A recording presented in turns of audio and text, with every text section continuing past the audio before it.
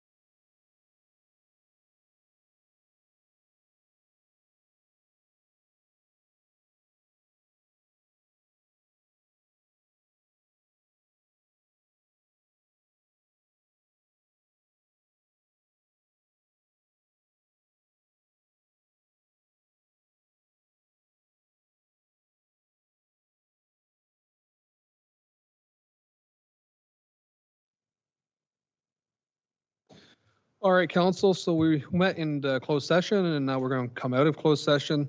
So there's a recommendation to reconvene in open session. So that council, the Township of Adjala-Tosorontio will reconvene in open session at 6:06 p.m. And the recommendation is that confidential staff report CLK 2025-017 dated July 9, 2025 be received and that legal counsel and staff proceed as directed in closed session. Do we have a mover for that recommendation? Councillor Cox, seconder, Councillor O'Leary. All those in favor? And that is carried. All right, so it is 6:00. We're quick, eh? It is 6:06 p.m., so I will recess the meeting until 6:30 p.m. for the open session.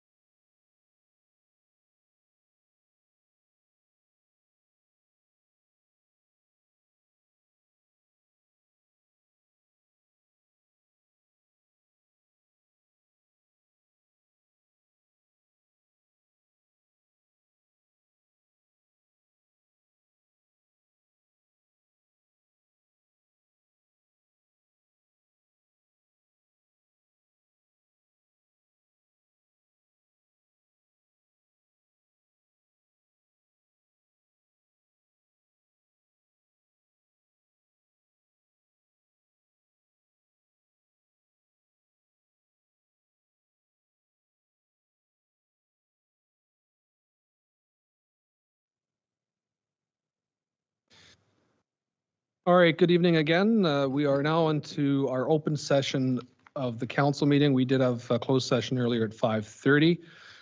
And I will at this time acknowledge that Councillor Borzos has now joined us. So I will reconvene this meeting at 6:30 p.m. If I might add as well, for any person in attendance, if you'd like to set your electronic devices and cell phones to silent, so there's no interruptions during the evening. Councillor O'Leary, I'm sure you've done the same. We're on to item 4, which is additions. Councillor, are there any additions to the agenda this evening? Seeing none, we're on item 5 then, which is the adoption of the agenda.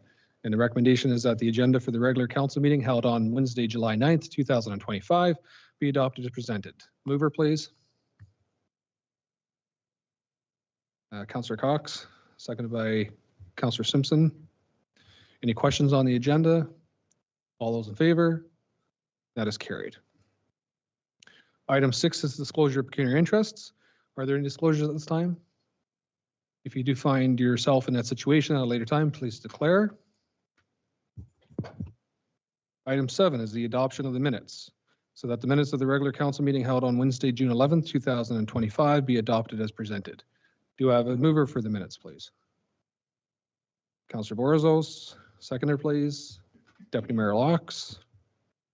Any questions on the minutes? All those in favor? And that is carried. All right, so we're on to presentations, which is item 8. The first presentation is from our CAO, Chris Kalamutu, regarding the Building for the Future Strategic Plan 2025 report card. So I'll turn the floor over to Mr. Kalamutu. Thank you, Mr. Mayor. Again, I'll just be presenting kind of a report card, and this will be a regular update of what's been happening with regard to the township strategic plan. This one is Building for the Future. So right now, as you can see on the screen, we've kind of broken it down to basically 3 different accomplishments. One is completed, in progress, and then some things that we'll be looking at future phases. Maybe only slightly started, but are going to be pushed a little bit to the future. So again, I'm just going to do some highlights because there is so much that that staff and council have done together over the past number of years that I just want to touch on a little bit of the highlights. So it has been broken down, the strategic plan that was broken down into 6 different parts. So we're going to just start off with operations and good governance. And so here we've obviously completed the strategic plan because that's what we're reporting on. There's been CAO recruitment, so that's been complete as I sit here. There's been compensation review, social committee has been formed just to take a look at action item 1.1 and into 1.2. In 1.3, we have a fire mutual aid agreements now in place and working on a couple other ones, and some border road agreements that are also in place with regard to our operations and procedures. Going into 1.4, we have our fees and charges set now. We're also going to be doing a yearly review of those and bringing those back to council if there are any changes. And there's a lot of bylaws, as you can see on screen, that have been passed to council, and we even have some coming on the agenda today. 1.5, we have records coordinator position has been approved by council, and we're going to be recruiting this fall to move into some of that records management. 1.6, we have a GIS update that we're going to be bringing to council in September. Some very exciting things that we have with regard to our mapping system, our electronic mapping system. We have a planning portal up in place, and we're going to be implementing our HRIS, so our HR systems, with regard to utilizing our software and technology. Moving on to 1.7. Compensation review has been complete. In 1.8, we have our EOC plan and our rooms that are being updated. And again, you'll hear some about that tonight with regards to AV. And in 1.9, with regard to high quality of service. We have a good amount of training that is going to be done. We had report writing, building code, fire code, even water and wastewater compliance. So we do have a lot of training that staff does throughout the year to ensure that our service is focused and ensuring that we're providing the best level of service to the residents and to council.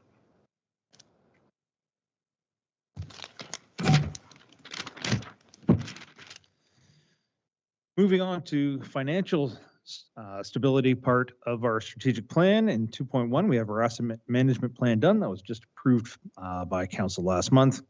We have a good building reserve and some other reserves that are we're going to continue to grow as we move forward. So again, that's something that is in progress and maybe will always be in progress as we continue to improve.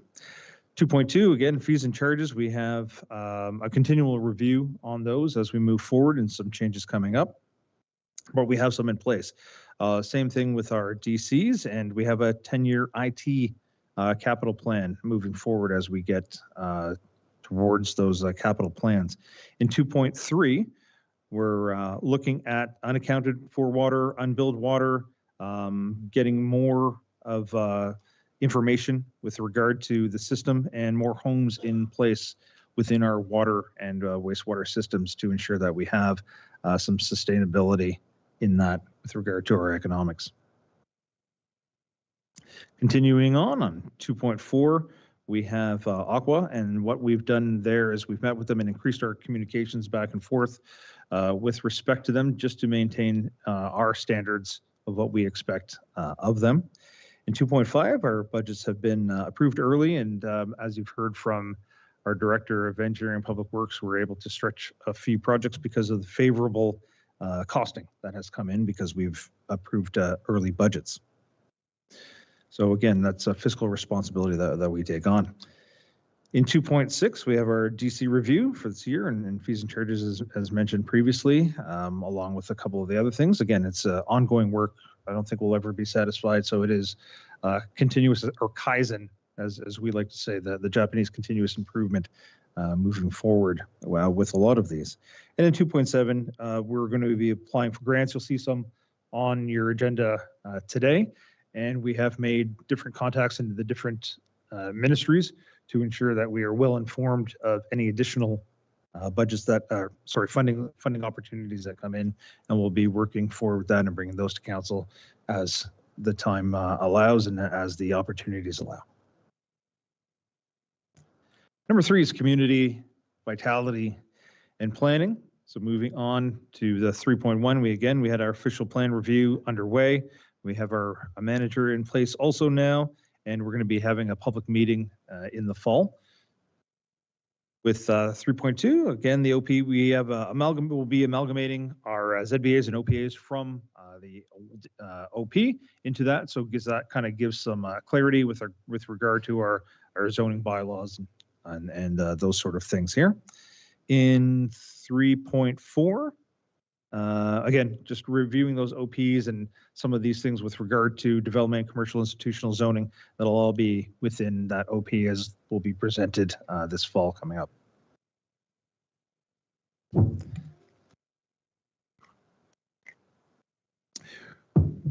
3.5, as noted before, we are always looking for opportunities for economic development, whether that be taking a look at particular fundings coming from different levels of government, whether that be reaching across to other municipalities and cooperating, or even taking a look internally to see what else we can do with regard to our economic development. So that's kind of ongoing that we continuously do.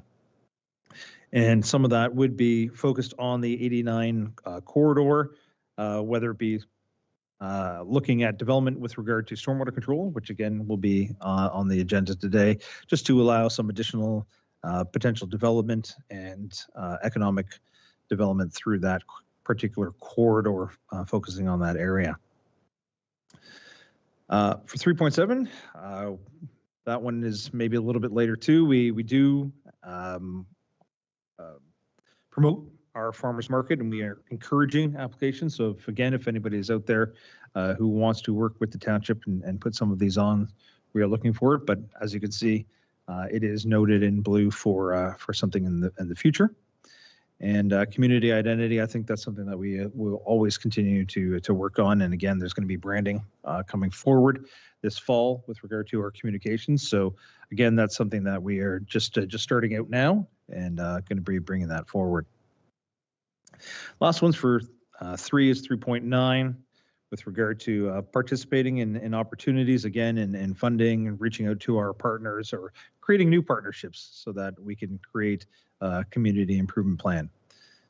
And then again, BIA is something that we're taking a look at, probably a focus more on the 89 corridor there and working with New Tecumseh's BIA, but again, that really hasn't started yet.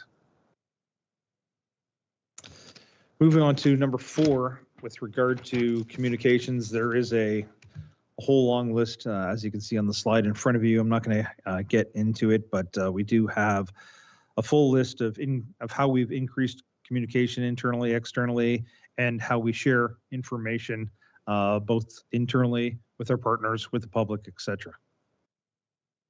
Again, anybody can read through all those long list of accomplishments that that staff and council have made. In 4.2, strengthen internal communication, again, looking at a Kaizen type of environment of continuous improvement. We do have a lot of things that we put down as key achievements, including a bit of a reorg to better our communication flow internally, staff surveys that are conducted, physical outreaches, etc., to increase our communication.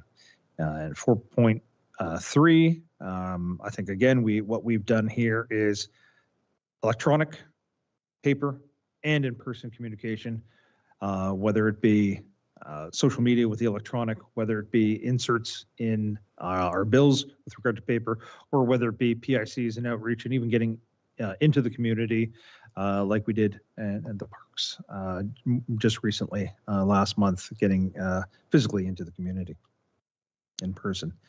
And in 4.4, again, wrapping up communication part, we're always looking at automation and other ways that we can help to make our processes better, that we can provide better levels of service and develop those levels of service.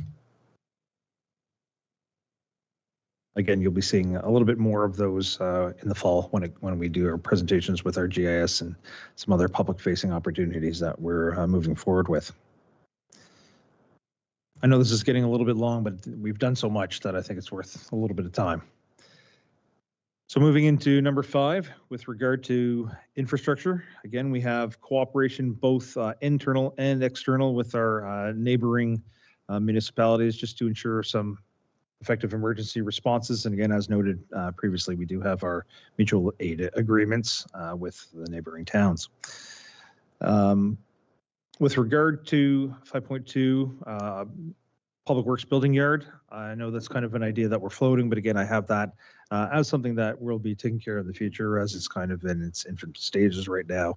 But as we move forward with development, it is top of our mind to ensure that that we're providing a proper level of service as the development increases. And again, in 5.3, library, again, we really haven't started moving on that yet. But again, as what's on council again tonight, we do have our partners in our neighboring municipalities for our residents to use libraries and other facilities. 5.4, we're looking actually at something that we'll be speaking with the director of Engineering and Public Works with, possible maintenance, winter maintenance of our path. It is used all the time. My window looks out to it. Even if it's a downpour, I'm not sure about earlier this evening if somebody was out there in that downpour, but it is almost always being used when I look out, and I think it's a great thing. So we're going to try to make it a little bit easier to use even in the winter weathers, because after all, this is Ontario. We do get winter, but we still like to do our walks and make sure that we're healthy. 5.5, again, we're always looking at roads and bridges. We do this continuously. We are mandated by the province with regard to OSIMs for every 2 years. And that is something that we're also looking at cooperation with the county with and our neighboring municipalities, depending on the road and the bridge itself and who it impacts.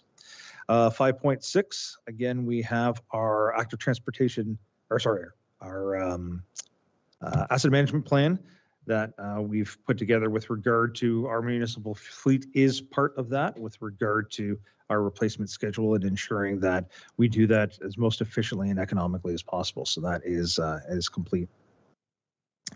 5.7, we're again, as we're working with Aqua and the developer, we're speaking with our neighboring municipalities and even the province to ensure that our waterworks facilities are upgraded and maintained properly.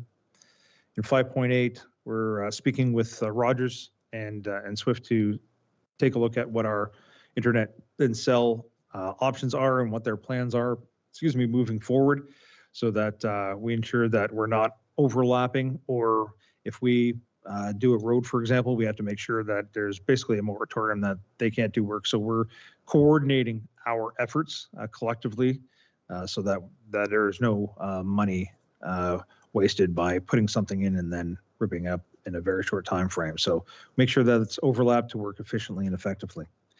And then in 5.9, again, many different projects that we particularly have on the go, and we'll be reporting back to council for a lot of those.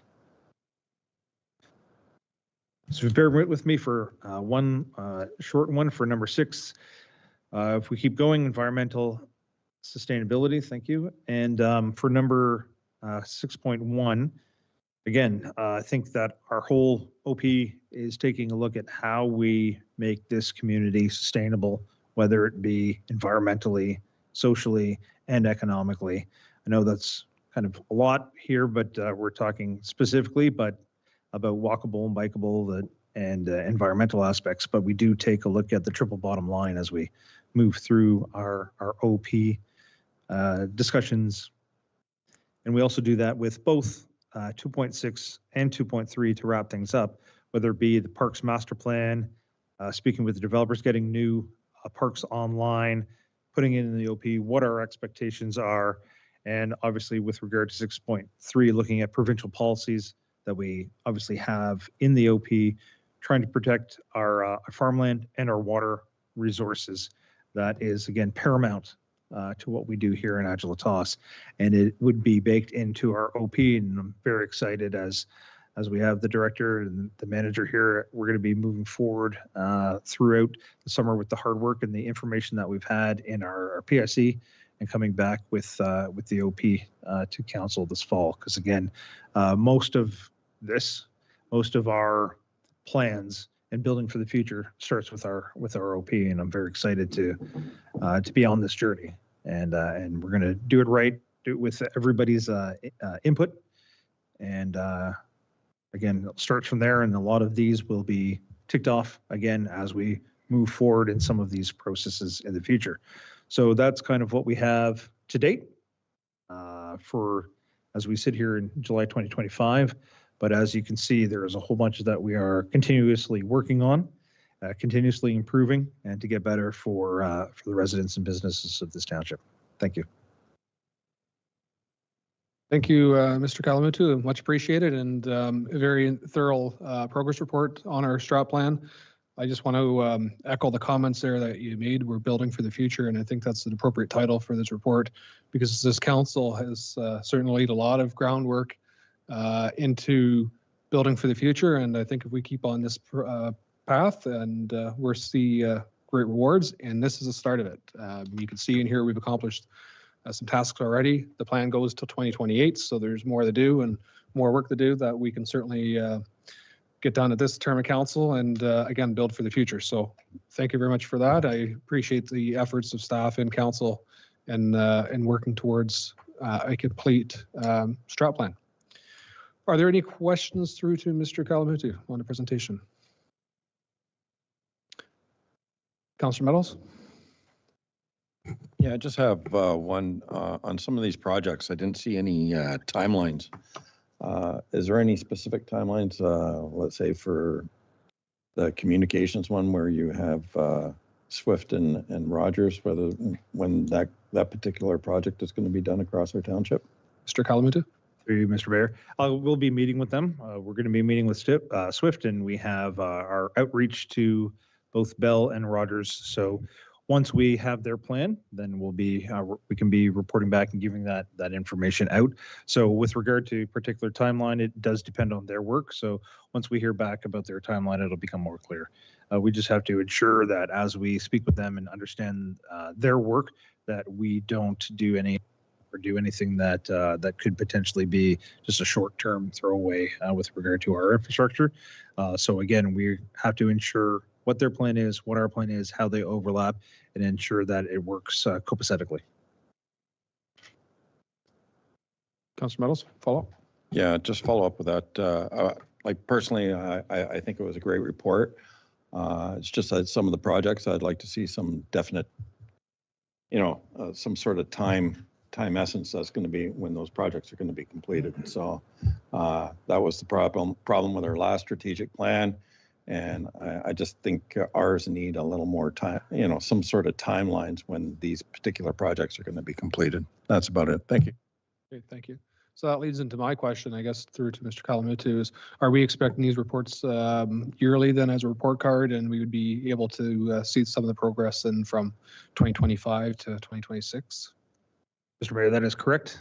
We will be moving forward with our annual report updates similar to this, just updated. And as you can see, some of these, particularly like the reserve policy, for example, I do have it noted for Q4 2025. So, and as noted with regard to the OP and some of the other fees will be coming forward to council this fall. After those, then the yellow may turn green as an example, and then we'll be reporting back to them on an annual basis, regular basis. Okay, appreciate it. Any further questions from council? All right, seeing none, there is a recommendation to receive the presentation from Chris Kalamutu, CO, regarding Building for the Future Strategic Plan 2025 report card. Do I have a member for that recommendation? I have Councillor Meadows, second by Councillor O'Leary. All those in favor? That is carried. Okay, so that leads us on to section 9 of the agenda, which is the deputation from Mayor Darren White with regards to the Strata Quarry Aggregate ARA application. So Mayor White, thank you for joining us this evening, and welcome to our council chambers. I'll have to make it over to yours eventually. Welcome. The floor is yours, and I do believe if you want, like to introduce your member of council with you as well. Absolutely. Thank you, Your Worship, and staff, members of council, members of the public for accepting our delegation here tonight. Joining me is Councillor Bill Nielsen, one of the councillors for the Township of Melancthon. We're here tonight to talk about strata aggregates. Last week I was saying potential aggregate application. This week it is their application. It is no longer a potential application. As you can see by the first slide, that is the sort of the footprint. And to locate that for you, if you're familiar with Melancthon, it is about 358 acres total parcel size, and it is located on County Road 17 at the 4th line, just around the town of Masonville, just outside of Hornings Mills. So that's the location sort of where we're talking about. What we're going to do tonight, we're just going to give you a brief overview of the application. We're going to talk a little bit about the aggregate resources process for those who aren't aware of how that works. And then we'll talk about where you can find resources and take some questions. So I'm going to ask Bill to give you a brief overview of the application. Thank you. Good evening, everyone. Thank you for the opportunity to delegate tonight. I'm going to do a brief overview of the proposal, and then Darren will follow up with the ARA process. Excuse me. Strata Aggregates filed an application for a quarry with the Ministry of Natural Resources on January 31st, 2025, which is step 1 of the ARA process. The proposed quarry would be located on land currently zoned extractive industrial M2 and located on the west part of Lot 13, Concession 3 Old Survey, and is currently an active sand and gravel pit. The gravel pit's current licensing allows for an extraction of 1.25 million tons annually, and the proposed quarry, which would be a blast below the water table, licensing would allow for the extraction of 2 million tons annually. Strata Aggregates advised council during its delegation to our council on May 1st, 2025, that it would be filing step 2 of the application with the Ministry of Natural Resources in June 2025. That has happened yesterday, I believe. The 60-day consultation period begins when the public notice and agency circulation are complete. Our council is unable to take a position on the application until it has been formally received and reviewed in detail. Both the public and council will have the opportunity to provide feedback through the Aggregate Resources Act's notification and consultation process. So that's it for the brief overview. I'll pass it back to Darren for the ARA process. Thanks, Bill. So before we jump into how the process works, I just want to say one of the things Bill noticed or notified you of is that it is currently an active sand and gravel pit. It is, and it is regulated to be 1.5 meters above the water table. This will take it about 200 feet below the water table as a limestone quarry, change from a pit to a quarry. You noted the extraction limits. Right now it's 1.25 million tons, going to 2.0 million tons. It should be noted that right now they don't meet that 1.25 million tons on a regular basis. So the amounts, while they seem to be close together, are actually substantially far apart.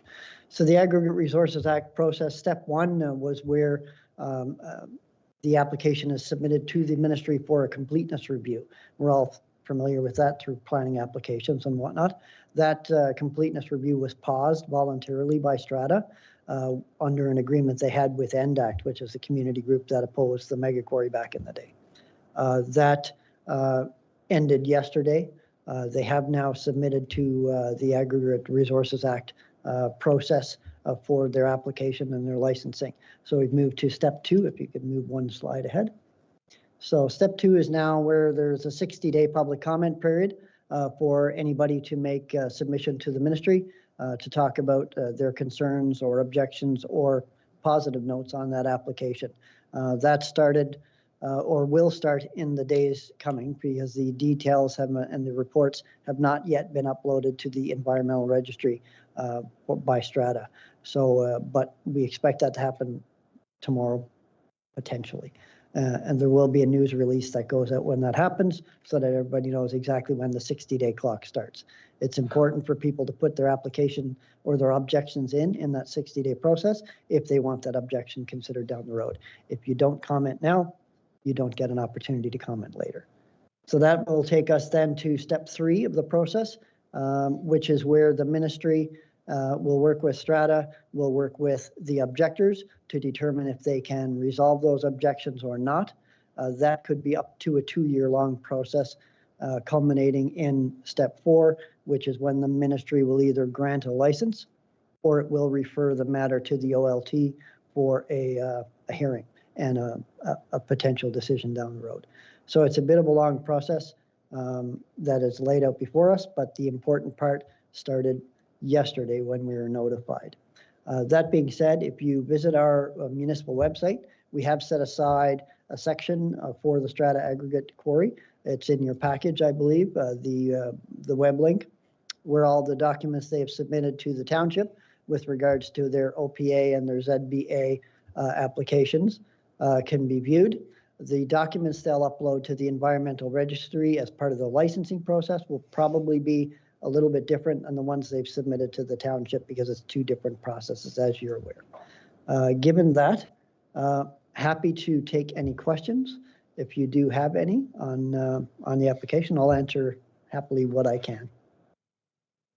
All right, thank you, Your Worship. I appreciate that. I guess I'll just start by saying I appreciate you coming in and sharing this information with us, and I'm looking to my staff as well as to provide updates to us as they come in, and if you'd be happy to share those with us. Absolutely.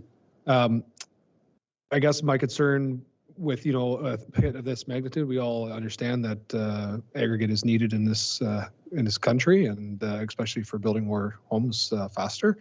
So it's certainly a much needed resource. The concern, of course, is making sure that we mitigate all those other aspects of it. And we are downstream from you, and particularly the Boyne and Pine Rivers that would or could be affected by a quarry of this magnitude. So it is something that we'd certainly need to keep an eye on.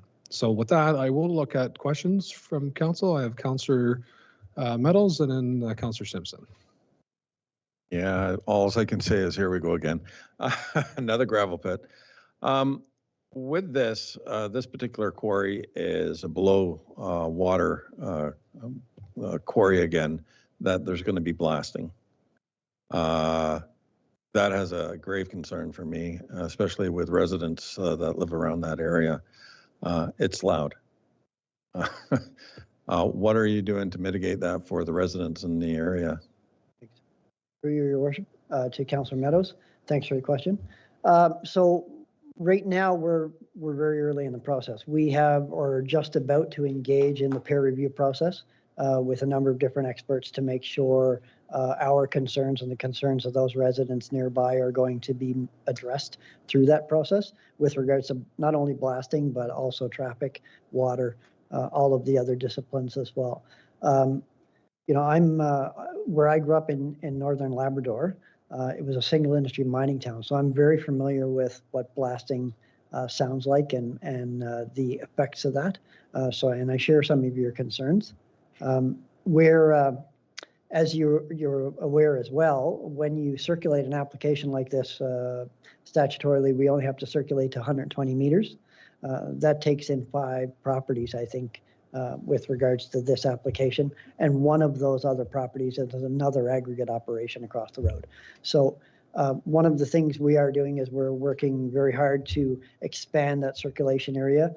If Strata won't do it voluntarily, then we will do it as the township to make more and more people further and further out aware of the application, so they'll have a fair opportunity to make a comment. Through the agreement that NDAC had with Strata when they worked with them, there also was a wellness program where people had some testing done on wells for base level measurements and flow to look at those impacts potentially down the road as well. We would have liked to have seen a bigger, broader program, but. Supplemental. Yeah, kudos to you for making the limits further out, because I tried to do that here and unfortunately was unable to do it. The impact on the water system. Is there any major river systems that are running through these properties? So if you're familiar with Melancthon, and I know some of you are, we are the top of what's called the Dundalk Dome. So we're the highest point in southern Ontario, really. Everything runs downhill from us, essentially. So the river systems that could potentially be affected are the Pine and the Boyne, as well as the Mad, the Noisy, the Nottawasaga, and the Grand. They either all start in Melancthon in the fractured limestone, which is underneath Melancthon and those aquifers, which is exactly where Strata is operating, or they are heavily impacted by water in Melancthon. So there's potential. I'm not going to say there's guaranteed negative effects, but there is potential for negative effects from blasting, water taking, dust, you name it, for a number of major river systems that feed 3 of the Great Lakes, right? So it's a bit of a deal. Supplemental. Sure.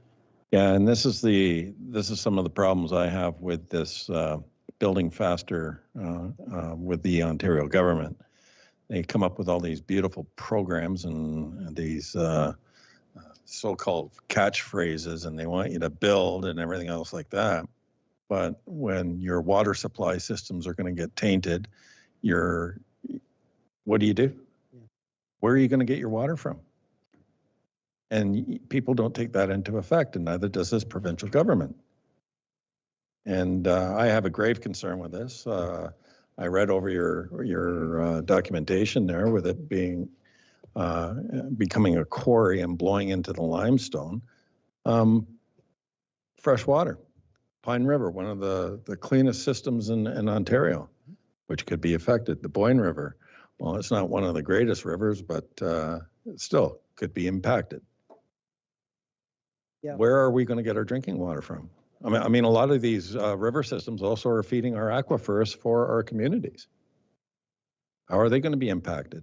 Does the government think of these things when they put in these big pits?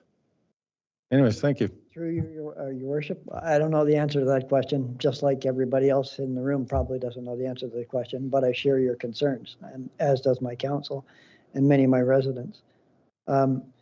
You know, this application calls for, with regards to water, the use and filtration and re-injection of up to 6 million liters of water a day into river streams. Now, you know, there are a number of potential river systems that are impacted. I'm not sure how you manage to take the exact right amount and put it into this river and the exact right amount into that river. But I do know some of those rivers are cold water fisheries. And, you know, if you take underground water, treat it above ground and then re-inject it, you've changed the temperature of the water. So there are a lot of concerns, right? It can't be boiled down to one or two things from a technical perspective. It's a bigger thing, right? Municipalities, however, I mean, we're the biggest users of aggregate, really. We have to build roads, we have to rehab roads and whatnot. There has to be some kind of a better sustainable way about how we do this. And while we talk a lot about aggregate applications and the bad parts, I mean, we have to figure out ways to move these things forward or move other things forward, ways to reduce, reuse, recycle aggregate, ways to get it from different areas of the country. We have a granite shield in the country. I mean, that's some of the best rock you can, but nobody wants to really use that for aggregate uses for Southern Ontario. So there's a lot of questions that swirl around every aggregate operation. Okay, thank you. Councillor Simpson. To your worship. With regard to the number of, or the amount of extraction that's going to be happening, I guess current licensing is for 1.25 million tons. So that's going to become is that going to become 2 million, or is it for an additional 2 million? Because I think in terms of the picture that we saw, it looked like it was a larger area. Through your worship, that is going to change from 1.25 million to 2 million, not an additional 2 million, but their current license, they don't regularly extract up to the 1.25 million they're doing now. So. Okay. And as a supplemental, I'd also like to note that I share the concerns stated before that, you know, that this is going to have a huge impact downstream, especially to our municipality. And you know, Pine River is one of those rivers that we always say, you know, it's pristine, it's good for fishing and everything like that. So, you know, I share those concerns, and I think we need to be very careful how we proceed with this. And I'll leave that to your capable hands in terms of how that decision comes forward. And I hope that your council is willing to ask those tough questions of the Thank you. I can assure you we are. Yeah. Okay. Councillor O'Leary. Through the chair. How deep did you say they were going to go down? Did you say there was a depth they were going to go down? Yes. 200 feet, was it? 200 feet below the water table? Yeah. Okay. Right now, through your worship, right now they are licensed to operate up to 1.5 meters above the water table. But this could take, depending on the topography of the individual parcels, could be between 200 and 220 feet. Okay. Thank you. Over time. Thank you. Any further questions? Okay, Councillor Meadows, you have one more, and then we're. I just was.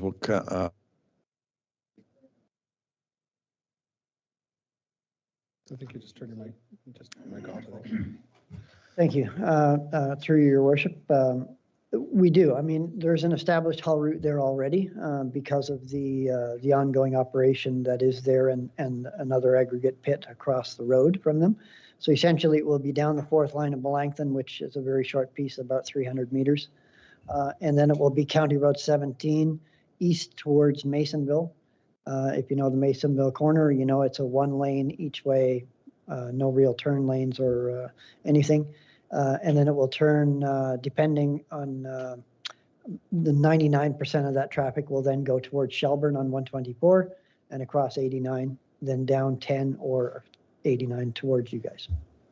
So we could be impacted severely with a lot of trucks coming down this way. So Well, the suggestion from the document says there will be an additional 70 trucks per hour. So, and there's already a substantial amount of traffic there now. Okay, Okay. well, I thank you for coming in, Mayor White. Appreciate the information.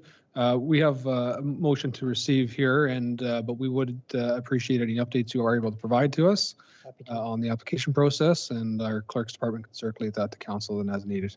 Absolutely. Thank you. All right. Thank you for coming in and have a great Thank you evening. for listening. All right, council, so there is a motion that the deputation from Darren White, Township of Melancthon, on behalf of the council of the Township of Melancthon regarding strata aggregate ARA application be received. Do I have a mover for that recommendation, please? I have Councillor Cox, second by Councillor Borzos. Any questions on that resolution? All those in favor? And that is carried.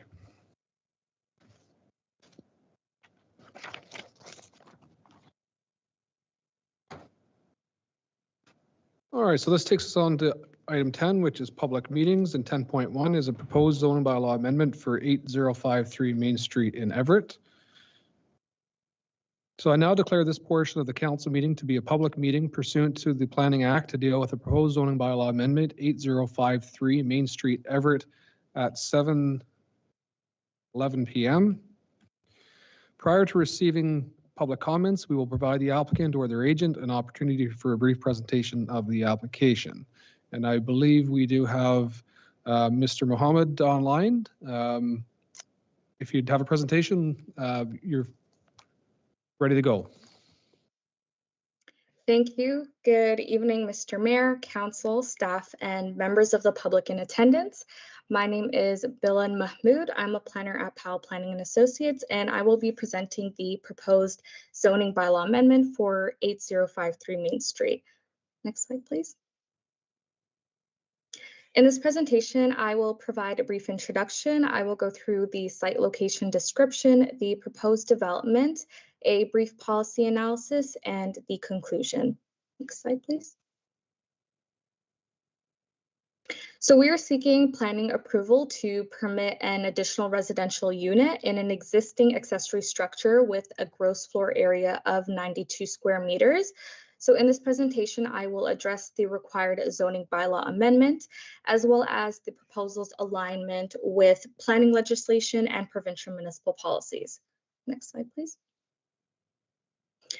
The site is designated as Hamlet Commercial and Hamlet Residential. It is zoned Hamlet Residential. It has a lot area of approximately 0.18 hectares, and situated on the site, there is an existing detached dwelling with 2 accessory structures. Next slide, please. The proposed development seeks to convert the existing garage into an additional residential unit.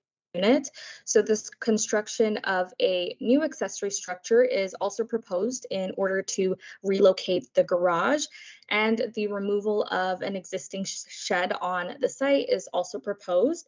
And in order to facilitate the proposal, a zoning bylaw amendment is required to permit the additional residential unit with a gross floor area of 82 square meters. Next slide. The policy analysis section of this presentation will outline the alignment of the proposal to the Planning Act and the provincial and municipal policies. Next slide, please. The proposal well aligns with Section 2 of the Planning Act. The site is a great location to support growth and development, and the proposal also contributes to providing housing options. Next slide, please. The proposal also well aligns with the provincial planning statement. Given that the site is located in a settlement area, it supports residential intensification and adds to housing options. And the proposed additional residential unit effectively uses existing infrastructures and promotes development that is compatible and sustainable. Next slide, please. The subject lands are designated in the settlement area in the Simcoe County official plan where growth is supported. The proposal contributes to housing diversity and aligns with accommodating the population growth forecast by introducing modest intensification within the settlement boundary. Next slide, please.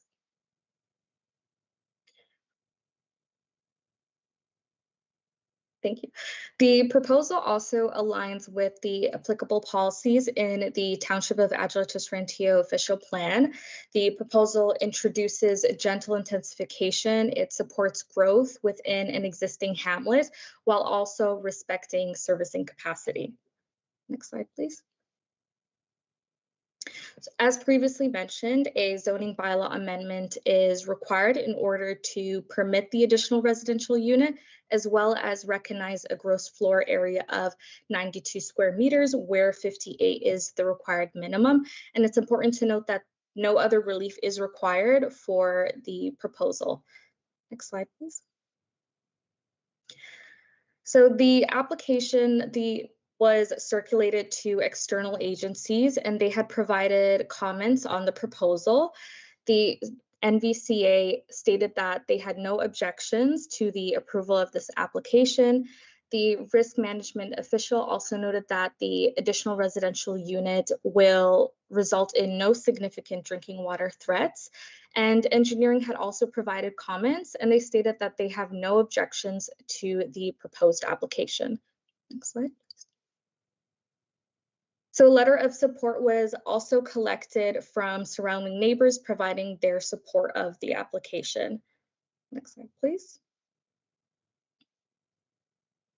An overall thorough analysis concluded that this application has regard for matters of provincial interest, as detailed in the Planning Act, is consistent with the provincial planning statement. It conforms to the Simcoe County official plan, the Township of Adjala-Tosorontio official plan, the Township of Adjala-Tosorontio zoning bylaw, has no comments or concerns from external agencies, and is supported by surrounding neighbors and represents good planning practice in accordance with the best interest of the public. Next slide. And thank you. And we're happy to address any comments or questions you may have. Okay, thank you very much for the presentation. So first I'll go back to residents for an opportunity to speak, and then if there's any questions or comments from council. So any person may attend the public meeting and or make written or verbal representation either in support of or in opposition to the proposed zoning bylaw amendment. Please note all names and addresses will become part of the public record and will be included within the minutes of council. Are there any persons that wish to provide comment in support of or against the proposed zoning bylaw amendment? If so, please queue at the podium. When it's your turn to provide comments, please complete the sign-in sheet and state your name and full mailing address for the record prior to proceeding with your comments. Are there any persons in the audience wishing to provide comment on this application? Seeing none. Madam Deputy Clerk, do we receive any comments in writing? Through you, Your Worship, we received no comments in writing. Thank you. And are there any questions or comments from council to the applicant or the planner or any of our staff members? I have Deputy Mayor Locks. Thank you, through Your Worship. The only question would be the, obviously there would be some sort of a bathroom, washing facility, whatever, put in this converted building, and that there would be no issues with that, with the existing septic system that's there? Through you, Your Worship. The permit would be required for the conversion. So all of the building code requirements would be addressed, and that would include addressing the septic. The applicant is aware that the septic may have to be reevaluated either way and addressed at that time. Okay, perfect. Thank you. Thank you. Councillor O'Leary. Deputy Mayor stole my thunder.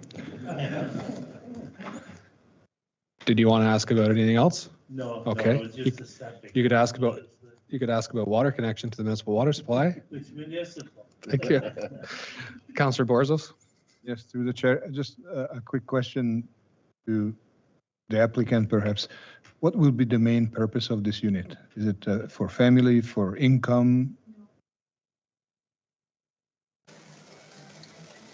Through you, Mr. Chair, is my audio okay? Through, Yeah, through, Ms. Powell. Yeah, thank you, Ms. Powell. It is, the applicant, the owner just answered the question actually in chambers here, so oh, thank you, Mr. Mayor. Thank you. thank you. Thank you very much. That's all. Any other questions from council? Okay, seeing none others, so I now declare this public meeting closed at 7:20 p.m. So council, there is a recommendation here that staff report PLA 2025-013 dated July 9, 2025 regarding 8053 Main Street, Everett, proposed zone bylaw amendment be received, and that staff be directed to consider all public and agency input as well as council comments and a further planning analysis to be set out in a planning report and recommendation to be brought to council at a future date. Do I have a mover for that recommendation? Councillor Cox, seconded by Deputy Mayor Laux. Any questions on that motion? And all those in favor? And that is carried. All right, thank you very much for the application this evening. Thank you very much.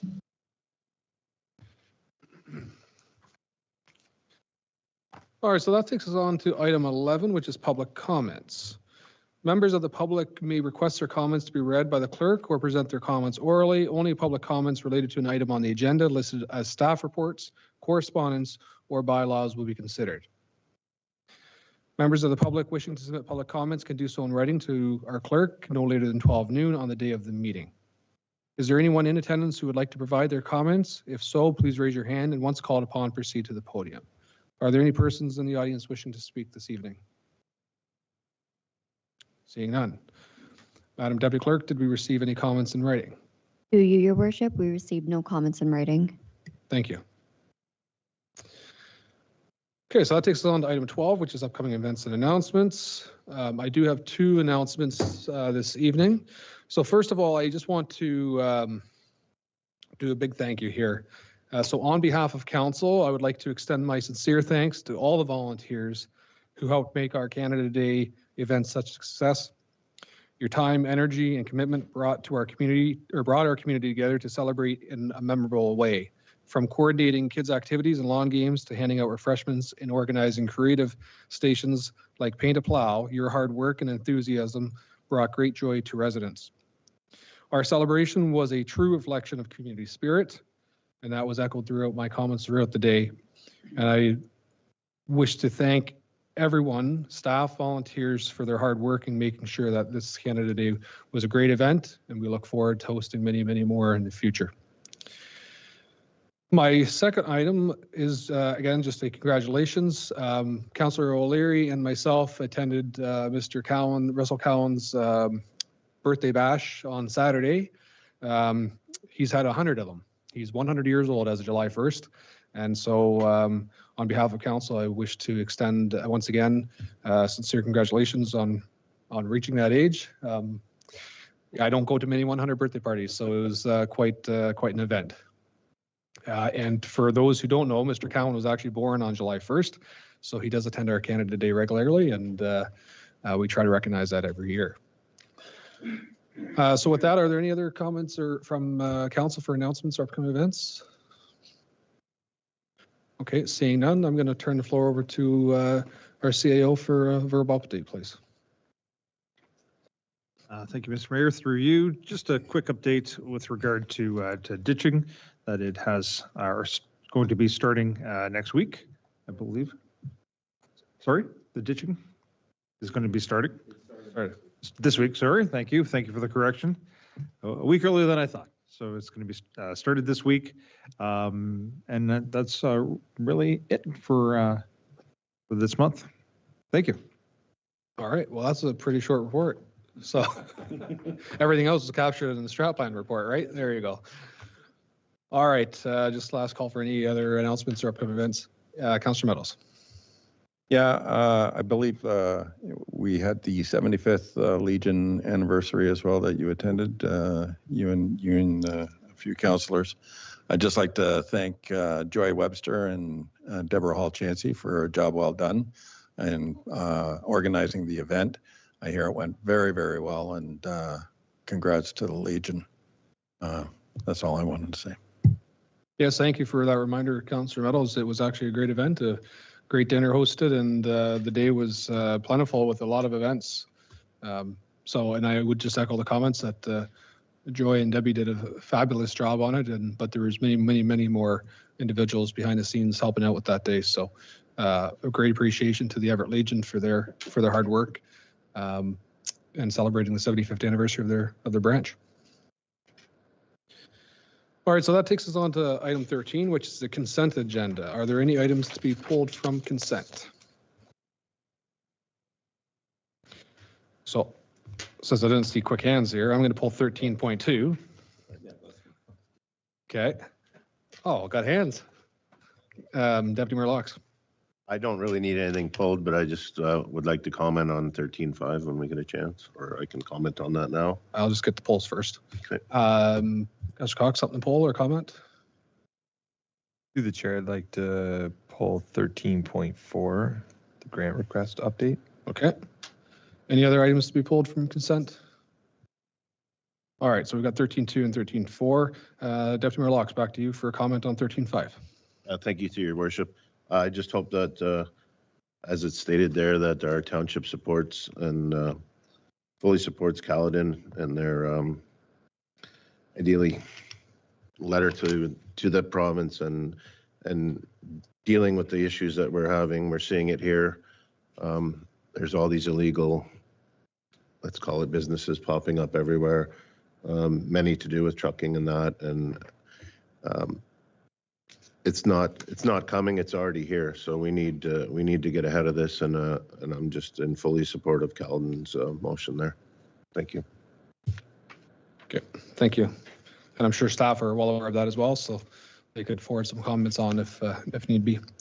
All right, so we have 2 items being pulled. So the consent agenda motion would be that the consent agenda recommendations for 13.1, 13.3, and 13.5 to 13.10 be adopted as presented, and that staff be authorized to take all necessary actions. Do I have a mover for that recommendation? Councillor Cox, seconded by Councillor Meadows. All in favor? And that is carried. And both items are staff reports. All right. So we will deal with staff reports, which is item 14.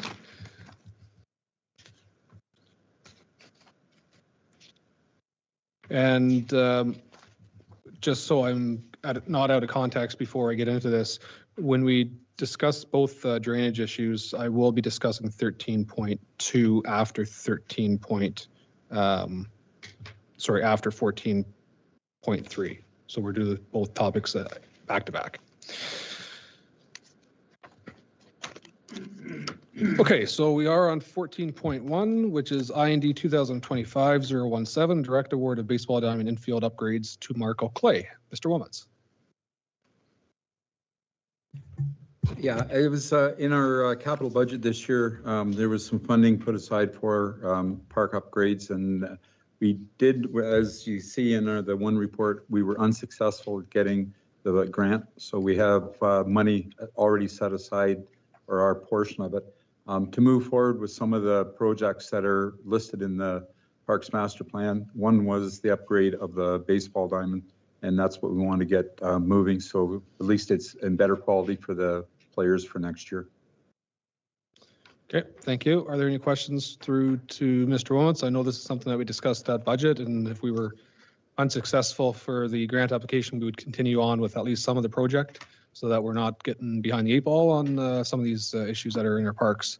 And I know particularly these 2 parks, Haley and Bailey, that it's crushed limestone, and it's actually not crushed limestone, it's 1/4 inch limestone. So it's troublesome to slide on. So I know that's a bit of a safety concern for us. Councillor Meadows? Yeah, Mr. Wilmets, thank you for bringing this forward.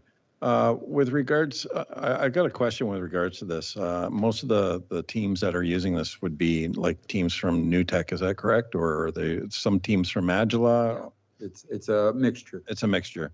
The residents that are using it from New Tech, I've heard, I don't know if it's true, maybe somebody can bring this up to, they're using our facilities here, but yet our residents are being charged a higher fee for joining. Is that true? That's not under my jurisdiction. Would the mayor know, or? I could guess that there could be a surcharge from an organization, but again, that's outside of the jurisdiction of the municipality. I'm just wondering why we're being charged, like our residents, if they're joining the teams or whatever, are being charged when they're using our facilities, so an extra fee. Yeah, it's common, to answer that, it's common practice for organizations to charge a surcharge to non-residents as part of a group, so that the intent is that they're going to service their residents first. So there's always in most cases, there's a surcharge. Oh, okay. But that's outside of, like, we have this discussion later on for the reimbursement process. Reimbursement process. I just wanted clarification on that's this charged by the town or another municipality. These would be charged by the individual organizations. It's just that we're putting a lot of money into these fields so that other municipalities can play. And if our residents are being charged a surcharge to join, I just find it kind of redundant. So non-resident organizations also do pay us a higher fee for sports fields than residents as well. Well, that's where we make up money. Okay, thank you. Any other questions with regards to this item? All right, so the recommendation is that staff report IND 2025-017 dated July 9, 2025 regarding direct award of infield upgrades at Haley Park in Loretto and Bailey Park in Everett. Contract to Marco Clay be received, and that council approve a direct award contract to Marco Clay in the amount of $75,867.45, excluding HST, for the total rehabilitation of the infield at Haley Park in Loretto and Bailey Park in Everett, and that the interim director of public works be authorized to execute an agreement with Marco Clay for completion of the work. Mover, please. Councillor Cox, seconded by Councillor Bettles. All those in favor? And that is carried. All right, so item 14.2, staff report finance 2025-007, recreation reimbursement policy. Mr. Anushak. Through you to council. The purpose of the report is to provide a formal policy for the reimbursement of the non-residential surcharge paid by residents in the township for recreational programs provided by bordering municipalities. Just for background information, council originally approved resolution 1985 in February 11th, 2019 to reimburse residents for the non-recreational surcharge of up to 20% paid by residents for the use of the recreational programs at facilities bordering the township. And further, Resolution 365-2021, dated October 13th, 2021, included base board for reimbursement purposes. And the basic reason for formalizing a policy, A, is we wanted to reimburse, we want the reimbursement for non-residential, for the non-residential fee to increase it to a maximum of 30%. That is charged for recreational programs in the bordering municipalities to residents. It now has a formal deadline to submit for receipts for reimbursement 1 year from the completion date of the program. The original resolution had no defined deadline, so residents could essentially go back to the original 2009 date and submit receipts for several years. As well, New Tech recently increased their surcharge for non-residents from 20 to 30% starting in 2025. And most of the reimbursements we currently receive are received by the township are for the use of New Tech recreational programs. And at present, currently only New Tech and the town of Caledon have non-residential surcharges. Base Borden is a little bit different. They have a military and a non-military rate, and the bordering municipalities would encompass New Tech, ESSA, Mulmer, Town of Mono, Township of Clearview, Town of Caledon, as well as the Base Borden. And just a little bit background information. The The program will not include reimbursement for team sports or drop-in activities, but is intended for recreational programs established for fitness or recreational purposes such as gym memberships, fitness memberships, swimming lessons. And last year, we reimbursed residents a total of $2,700 for the non-res fees they paid. Okay, thank you. Are there any questions to Administrator Chuck? Councilor Meadows. Yeah, with the lack of swimming pools in the area, we have, Base Borden, and I believe there's one in Caledon, or is it Caledonia or Caledon? A lot of our residents are limited to what they can do for the pools and stuff. A lot of the programs that my residents are using in the other end, the southern end of town, it's a lot quicker for them to go to Bradford. I'd like to see Bradford added onto the list for aqua classes, even if it's, or, you know, for, I don't know if you just want to use for aqua fitness or for fit, you know, aqua classes or whatever there, because there's nothing. The next closest one is Orangeville. So, you know, I really would like to know if council would support adding Bradford into the mix. Okay, thank you. My preference this year would be to carry on with the policy as is, because this is the first one that we're actually indicating where we're actually bordering, and we don't know if there's going to be an uptick in numbers, just with the bordering, because Malmer and other organizations might have,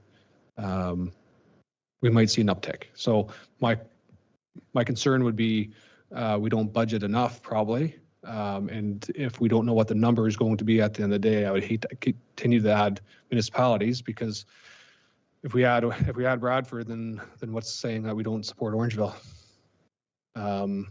Because I know there's multiple people that go to Orangeville, and then we end up going to Wasaga, and so I would like to maybe, like, my preference would be to let's see how this goes out for a year and see what we have for residents actually utilizing the system first. Councilor O'Leary? Would we, follow through the chair, would we be better just to issue like a non-generic, like if you bring a receipt, we'll pay it? I mean, not everybody's going to bring you in a receipt. So, I mean, if you have people who want to use a certain jurisdiction or what have you, just have them bring in their receipts. I mean, we'll have to structure something, so. Okay. I don't know, it's just a suggestion.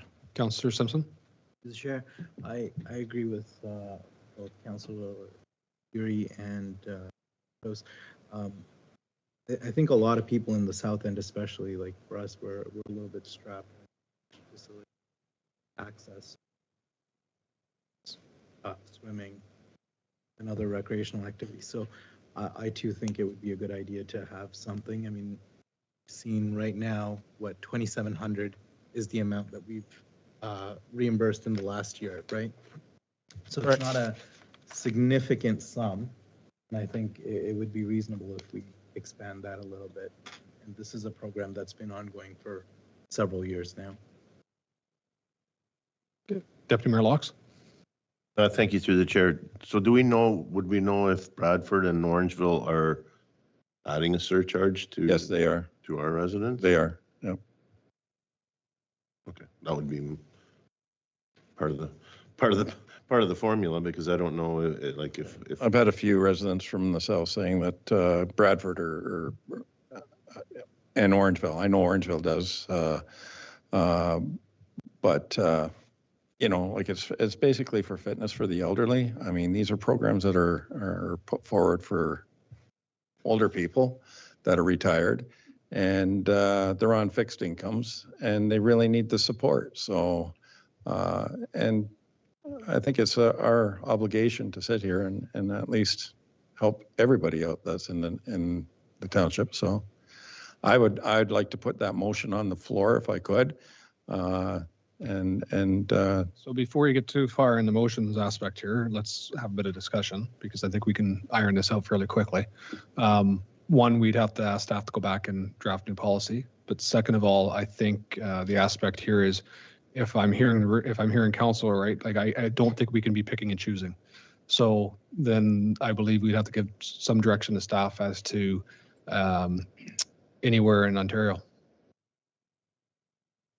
Well, I wouldn't go as far as saying anywhere in Well, I Ontario think you'd have to. within our catchment area. Oh, I would think you'd have to, because if you're in the city of Toronto and you work in the city of Toronto and you're getting the charge out of non-resident surcharge because you're down there using the gym at nighttime, what's the difference to going to Bradford or Orangeville? So I think we have to look at this as being realistic. If we're going to incorporate more towns, we can't just simply pick and choose where you're going to use. We have a commuting community.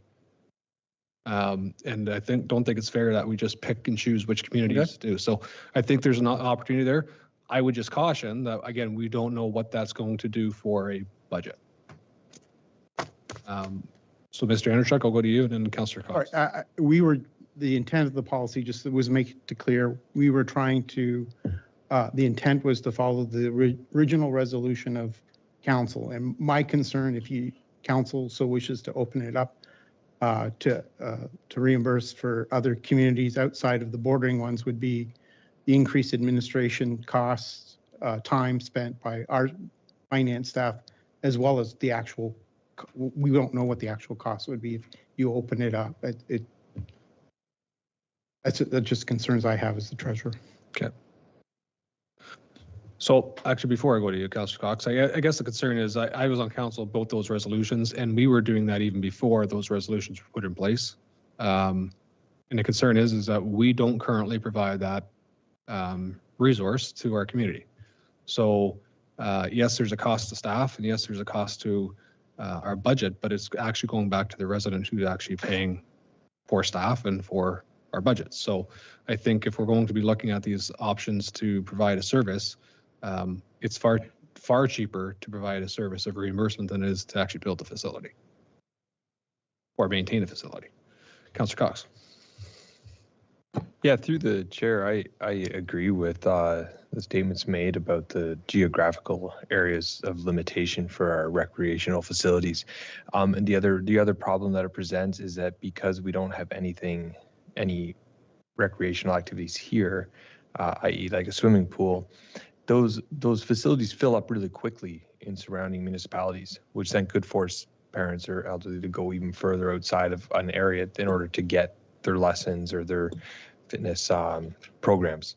So I kind of do agree that we should open it up and not really bottleneck ourselves into certain municipalities, because I think three on the list are in the north end of the township, essentially, right? So there's not much for the south end. I would sooner have it a much broader spectrum, because we offer nothing.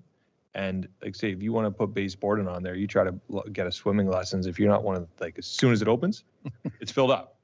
It's filled up instantly, right? So, and that's only increasing as the base grows, especially because their members, I believe, get before the public. They get preference, as they should. So I believe we should not bottleneck into certain municipalities and just have a kind of broad spectrum sweep of bring it in for reimbursement, because like I say, it is cheaper than building a facility here. Okay, so we could look at a recommendation then to refer the policy back to staff for inclusion of. Do you want to do a broader geographic area, or do you want to actually just? Through the chair, would a radius? Would a radius be more sufficient, like a 40-kilometer radius? Like, I'm sure people aren't going really more than 40 kilometers from like this central location. So I'd leave that to staff. So if we're looking at that, staff to come back with a new policy with a broader scope. 40 kilometer. I think they could look at an area. What's Bradford? About 40, 45, 40. Yeah, where like, all I was saying with regards to this is there's not enough swimming. There's all sorts of rec centers all over the place. There's all sorts of exercise places all over the place. And then I'm talking about a certain commodity that's not there for everybody. a life-saving commodity. I'm talking swimming. I'm talking swimming lessons. I'm talking aqua fitness. I'm talking anything to do with the aquatic activities. There is not a lot of swimming pools. And the ones that are available, the closest ones are Bradford. Bradford's probably the closest facility, and Caledon. You can also go into Bolton, but I don't know if people are going to go all the way into Bolton, you know. But that's all I was saying. I wasn't adding all the gyms and recreation centers or that are going to cause all sorts of grief for everybody, and I don't want that. It's just those particular facilities for assisting the elderly and the children. That's it. Well, we got Nottawasaga, but it's expensive. Any other comments? Not cheap. So. All right, so the recommendation is that staff report finance 2025-007 dated July 9, 2025 regarding recreation reimbursement policy be received. And that's the report be referred, or the policy rather, be referred to staff, back to staff to address the geographic area of reimbursement. I'll move that. Okay, I have that moved by Councillor Meadows, seconded by Councillor Cox. Any further questions on that? Staff, you're okay with that? All right. All those in favor? That is carried. All right, so we're on to 14.3, which is staff report from the clerk 2025-014, Pella Investments Incorporated Drainage Petition. Madam Clerk? Thank you, Your Worship. Through to Council, on May 1st of this year, the Township was in receipt of a drainage petition. As a result, we are bringing forward this staff report for Council approval to move forward with the petition and to have RJ Burnsides and Associates Limited complete that work on behalf of the Township. Today in attendance at Council, we do have Tom Pridham and Miles Douglas, our drainage superintendent. Should Council have any technical questions regarding the petition in front of them today? Okay, thank you. And I might add, we also have Mr. Vanderveen is in attendance as well. So welcome, gentlemen. Mr. Pridham, I'll give you the floor to go do a quick overview. I just want to remind council and our consultants we're dealing with one topic at a time. So the first one will be Pilla, and then we will go back and deal with the Elizabeth Street and Concession Road 7 item. Mr. Pridham. Thank you, Your Worship, and it's nice to see everyone. I wonder, Madam Deputy Clerk, if I can ask you to refer to page 151 of the council agenda, if that would be okay.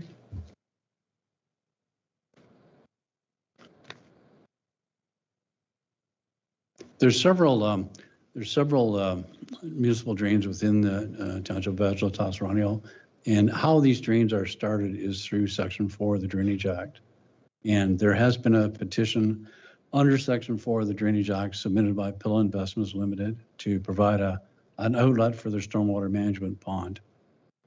And shown on the screen here, where it's highlighted in purple, the stormwater management facility associated with the development of a 23-lot industrial subdivision is to be constructed in the southeast corner of the old, what used to be the Bennett Farm.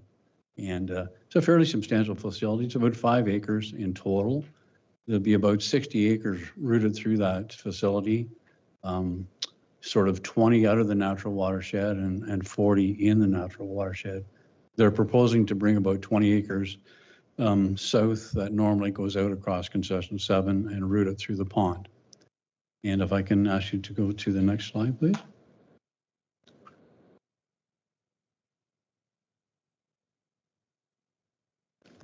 I believe it's 154.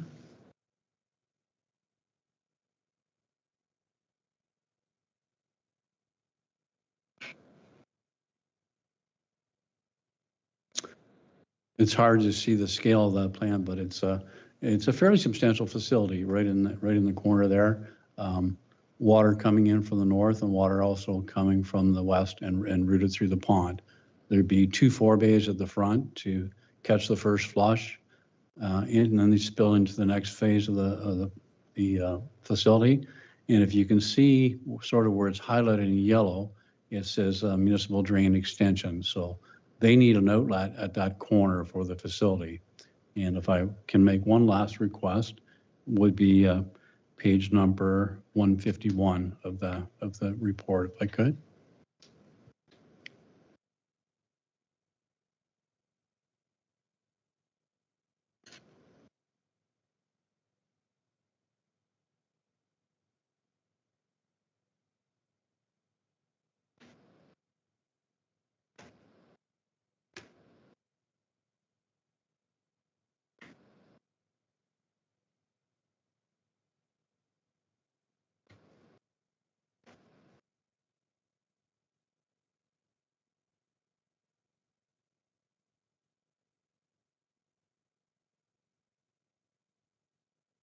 And that's what that diagram shows there is the outlet that's required. The stormwater management facility would be constructed in that corner as shown in blue, and the branch drain that's required is shown there in dashed blue. It would be an open ditch along the 7th, in around behind Mario DeLuca's lot and up to connect to it. The outlet would be the Spring Creek Drainage Works shown there in the lighter blue. It was maintained a few years ago, and it's pretty good shape. I was quite a bit younger in 1984 when we constructed that drain, but it's worked fairly well. But essentially, what the petitioner is looking for is an outlet for the stormwater management facility, and it's the proper way to do it is petition through the Drainage Act to get it properly constructed. The new owners of the DeLuca farm, they're aware of the proposed extension branch drain, and they're supportive of seeing that done as well. And I talked to Mario DeLuca, and I don't think Mario has any great concerns either. But hopefully we can see the petition get accepted by council and an engineer appointed, and hopefully the two projects can run in sync together. But that would conclude my presentation on the new petition. Thank you, Mr. Pridham. I appreciate that. And it might make you feel old, but I wasn't even born in that 1984. So I do have one question for you. In the stormwater management pond, is that an outlet as an overflow, or is that, do you expect that that's going to be carrying much water from the stormwater management pond to the municipal drain? There will be a pipe at the outstream at the end of the stormwater management pond that'll throttle flows back. So it'll be connected to the open drain that we construct. Okay, so if it was a minimal rainfall, then the stormwater management pond would just retain that, and then anything else would go into the drain overflow. Is that correct? Yep. Okay. It's all throttled back. Yes. Thank you. Okay. Through a structure. Appreciate that. All right. I have Councillor O'Leary. Through the chair, with the stormwater management pond directly behind this property here, I think that, I forget what her name is, but anyways, has she been contacted? Or like, does she have any jurisdiction when it comes to placement, or can she appeal this, or like, can she be a pain in the, I think through your worship, I'm not sure if there's been any contact between the developer's consultant and it's Carol who owns that property there, but it certainly is a logical place for it, and I'm sure they'll do their very best to accommodate any concerns she has. No, it's supplement to that. She was very controversial with regards to the whole plan anyways. So I'm just trying to, stop the problem before it gets started, right? And well, I appreciate that, Councillor. Earlier, I think, but just putting it in my perspective for myself, if I was living there, I'd rather have a stormwater management pond rather than a commercial lot. So I think the lesser of two evils is a stormwater management pond behind my place instead of a light industrial commercial lot. So anyways, I know, but anyways, I don't think that's something that we should speak about as to what a resident might feel like. I think they would have to approach us if they have concerns with the site plan itself.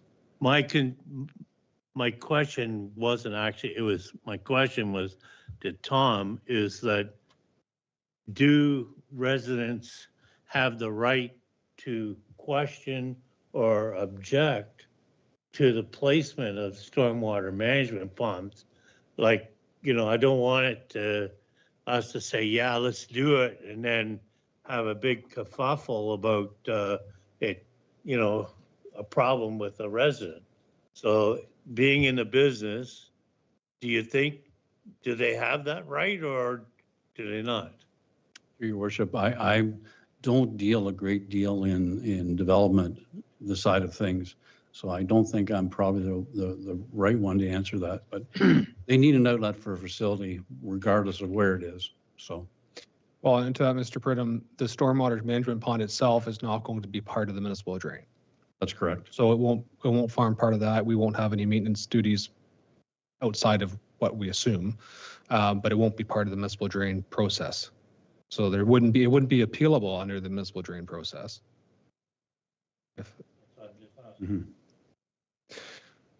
Councillor Meadows? Yeah, I have a couple questions for you, Mr. Brittam. Are we going to, the land behind that's connecting into the ditch on the 7th concession, are we going to have to repossess that land as a township, or who owns that land?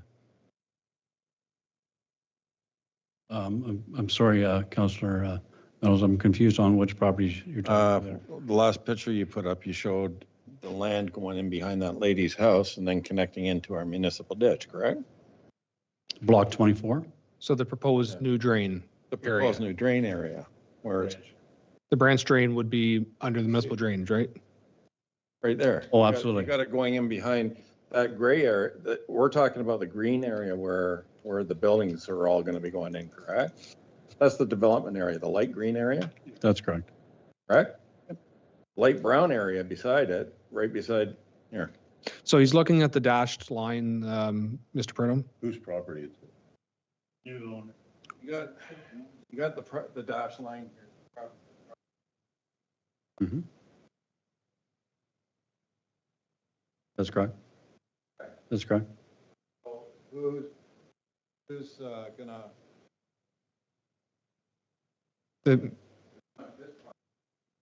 Mr. Pridham, I think the question is the municipal drain becomes the property of the municipality. So That's correct, Your Worship. However, the property owner still owns where the ditch is. Through the Drainage Act, the owner will be compensated for any land that's taken. So who's paying for that compensation? We are as a township? No, the owners who use the drain are, Okay. the developer. The developer would pay for that section. If there's $10,000 in compensation for the land taken, it's paid for by the developer. Perfect. Supplemental. Also, with regards to the drainage ditch going into our ditching system.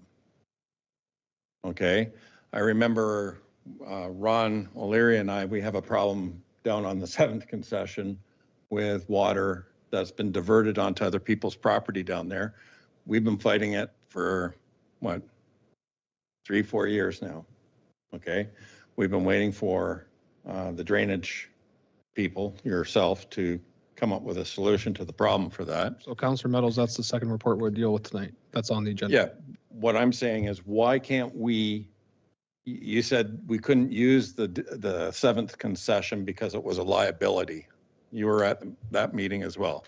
The 7th concession, Mr. O'Leary had a great idea of putting a pipe from the TSC all the way down for that drainage ditch. And you said it was too much of a liability. So now we're allowing Pila to use it as a drainage ditch. Why isn't it a liability now? Your Worship, this particular branch drain that's being constructed is not being constructed on the right of way. It's being constructed on private lands, off the road lawns. So it's not going into the 7th concession then?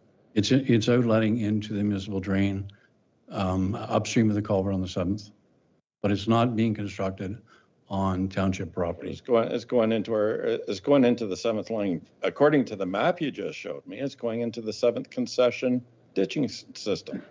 It's being an open ditch constructed on private lands that's going to connect to the Spring Creek drain just upstream of the steel culvert on the 7th line. Well, it's not going into our ditching system at all on the 7th concession. That's correct. It's going into the Spring Creek municipal drain. Well, is there any reason why we can't make a pipe that goes all the way down? We can have that discussion in the next report. Okay. Well, it seems like they're both connected, so we should be talking about them at the same time. Councillor Cox.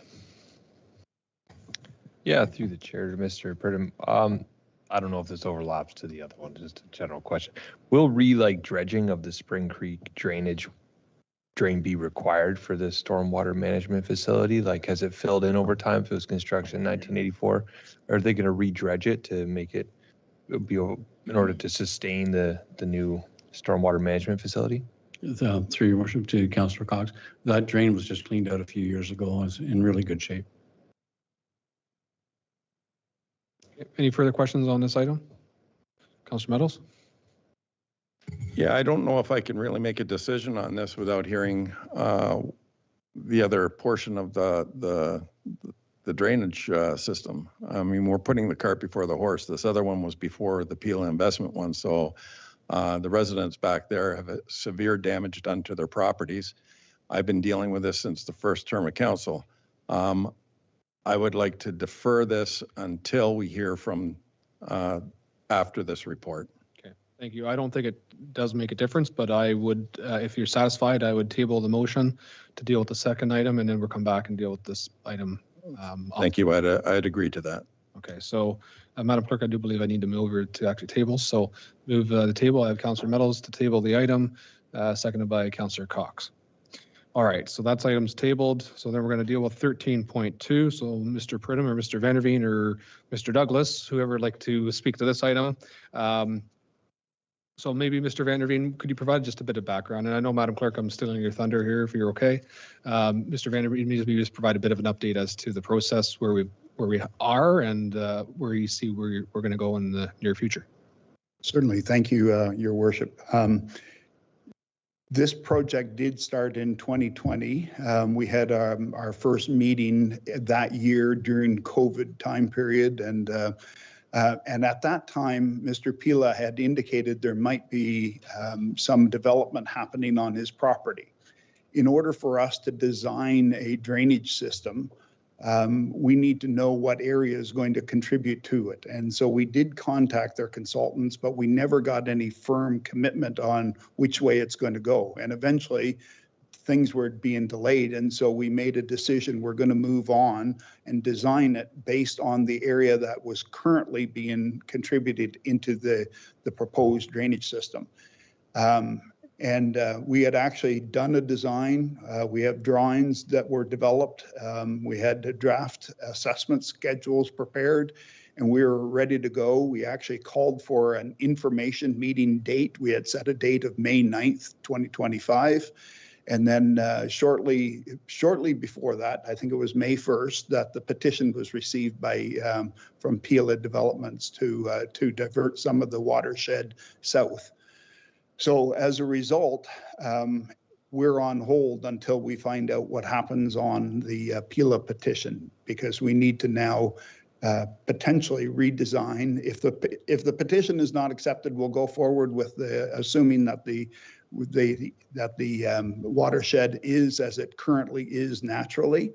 If the petition is accepted, then part of the watershed will be removed. We'll do some redesign of the concession 7 and Elizabeth Street drain and change the cost estimates as well associated with it, and then proceed forward.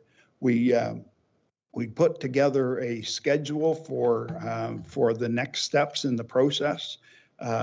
So we plan to, if the Pila petition is accepted, July 25, by that date, we would do the survey in the area, and then we would incorporate the Pila petition drainage system and the redesign, the concession 7 and Elizabeth Street drain, have that done by August 22nd, revise the cost estimate, revise the cost estimate for the Pila, develop a cost estimate for the Pila petition and revise the cost estimate for the concession 7 road and Elizabeth Street drain.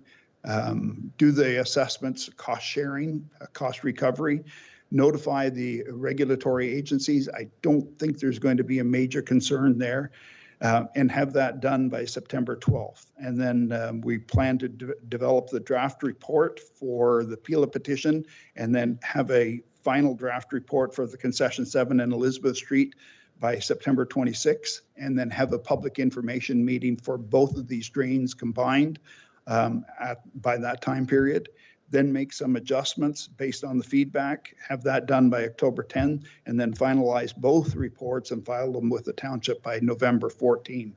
Now that we have the Pila petition, and if it's accepted or not accepted, at least we have a clear direction on how to move forward.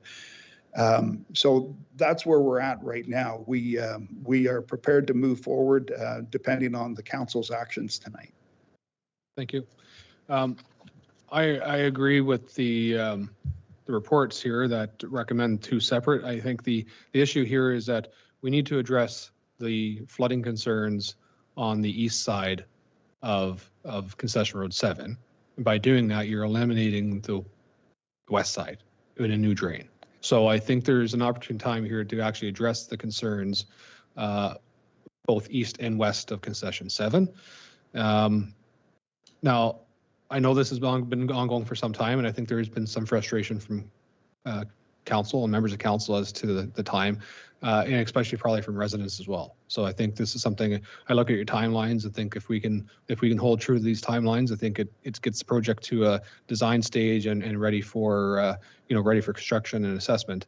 We're in a good place by the end of the year. So I do commend you for that timeline, and if we can stick to it, that would be appreciated. So I'll go for questions from members of council. Councillor Meadows. Yeah, my concern is that let's say we go with two separate drainage projects. So instead of the developer paying into the new one that we're looking for across the road, that cost is going to be borne on maybe 12 or 13 residents over there, plus one or two businesses. In the township. In the township, at a cost of over $1.2 million or more. So I'm going to have to interject because Mr. Van Veen explained that the scope of work may change with what's been proposed. It's still going to be roughly around $1.2 million, $1 million. There's no doubt in my mind with the type of work you showed us on the last blueprints that it's going to be around that cost factor. Am I correct or am I wrong? I'm not prepared to, sorry, through you, Your Worship, I'm not prepared to talk on cost estimates without doing some further analysis. Well, you guys did a whole bunch of analysis already with regards to that because that's where we got the last quote from was $1.2 million. Was it not, Ron? But I guess I might stress again that included the drainage of the entire west side of Concession Road 7. So if the scope of work changes, and we're not taking the water flow from the west side of Concession Road 7, and we're just focused on the east, the water flows would change and the scope of work would change. The drainage pipe potentially could be smaller because we're not taking the flows as indicated. Yeah, but and I know the drainage superintendents and Mr. Van Der Veen can't comment on the cost, but I think to arbitrarily pick a number to say that's the number we're going to be at. Yeah, but the problem's still there. The water from the TSC, the water from Home Hardware is still going to be diverted to the people to the east. So we're not doing anything different other than Pila Developments is putting in a stormwater management pond and diverting the water into another area, into a municipal drain that's got, let's face it, we're talking probably $20,000, $30,000 tops, maybe 40 or 50. Okay, where the drain that's going to have to be constructed is, we were quoted over $1.2 million. That's what we were. This whole drainage system has been a debacle from the word go. We're still going to have the problems. We still have the cross culverts that this township has put in that are diverting water over to the other properties. It diverts water to the municipal drainage system, Councillor. No, it diverts water onto other people's properties. Ronald can attest to this. He's been there. We've both seen it. I'm not going to get into an argument tonight as to the merits of where water drains. I'm just saying that people are still going to be impacted in this, and we have to look at this whole project all at once. Okay, so that has been explained tonight that we have an option to not accept the drainage petition for the Pila development and to carry on with this project, or accept the drainage petition and carry on with two projects. So that is in the hands of council. The concern is that we have to make sure that we do the right thing and get drainage solved in that area, because that has been an issue in the community in that area. So we have to do it. And I've got recommendations here from Burnside's indicating that it's best to look at drainage as a whole and to actually look at options to mitigate this concern. So I'll go to Councillor O'Leary for a question. Through the chair,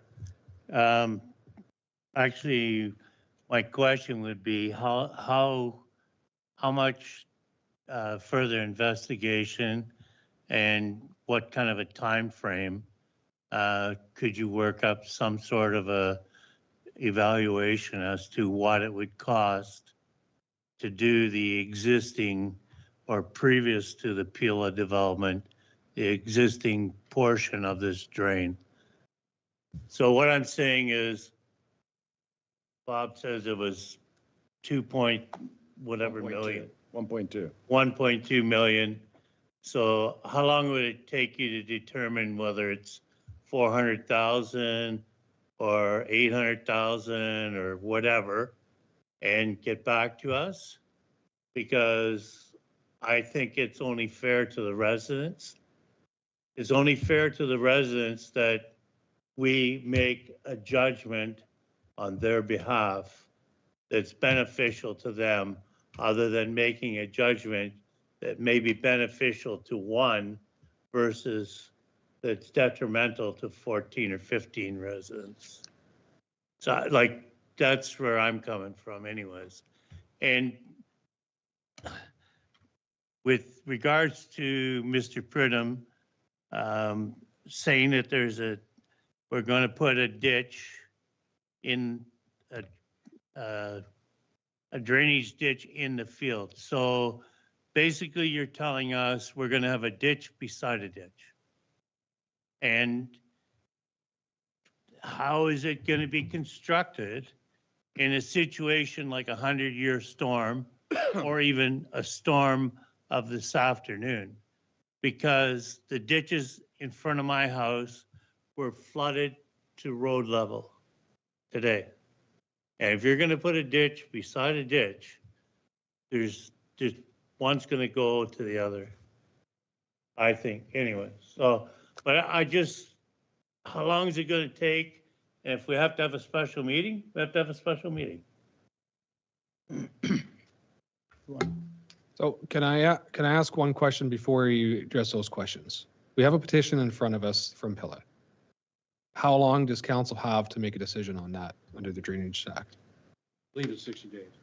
Okay, so I don't think Burnsides can come back with an estimate for a drain in 60 days on the, yes. I think one of the, first and foremost, the design for that Pilla development has already been completed, and the stormwater management and all that stuff is already completed based on the stormwater facility being in that corner. It's the best for this municipality if that whole development can be routed through that one single pond. Otherwise, you're going to have to construct two separate ponds, one for the original area that goes out that way and one for the area that doesn't go out that way. It's much, much better for the municipality to have one central facility constructed, all flows routed through that facility. And I believe Greenland Consulting has already reported back to the developer saying that one pond is a preference, which it certainly is. Anything that we can do to reroute some of that flows to the south through that facility would be helpful to the people on the far side of the road. The pipe size will be reduced. The volume of water will be reduced. I spoke to Croziers. They're looking to route the entire, even big storms through that facility. So that facility will basically choke flows back so that they can be controlled. And if the petition isn't accepted, Pilla will appeal to the tribunal. The tribunal will order council to appoint an engineer and accept it. I've been through it. And I really do respectfully recommend to council that be taken into consideration with respect to the discussions. Okay. Thank you, Mr. Pridham, for that clarification. Can I ask one question? And it is again to Councillor O'Leary's question though, is what would you think, and I again maybe just generalize this, we have an existing project that's been designed. Yep. what would you think the scale of that would be then after this development was onto a different municipal drain? Like, we're talking about costing for residents in the area that are going to be assessed. And the major player, which is Pilla, is going to be removed out of it.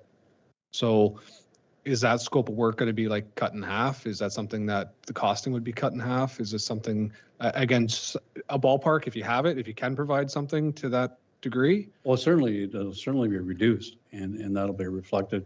Everyone's assessments will go down as a result of the redirection of some of those flows.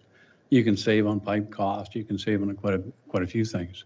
Pilla will no longer be involved in a great deal of the contribution towards a drain, but the savings that would be created would hopefully be the same amount as the reduction of Pilla. So at the end of the day, the residents themselves are not going to see any huge difference one way or the other.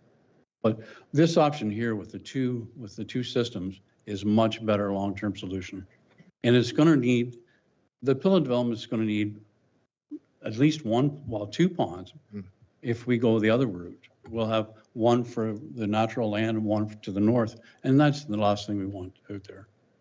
Well, we would assume 2 ponds in the future then that we'd have to maintain. Exactly. Yes. Okay, Councillor O'Leary.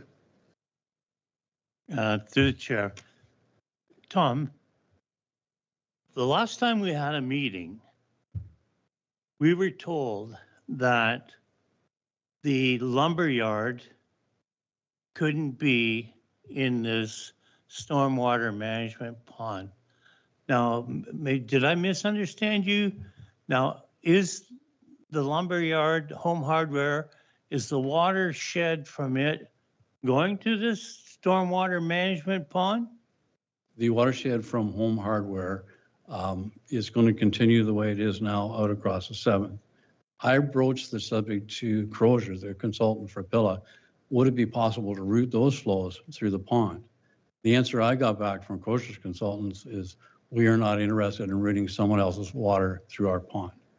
So it's going to continue. No, I just I thought that you had, said that, they eliminated one pond to eliminate expense.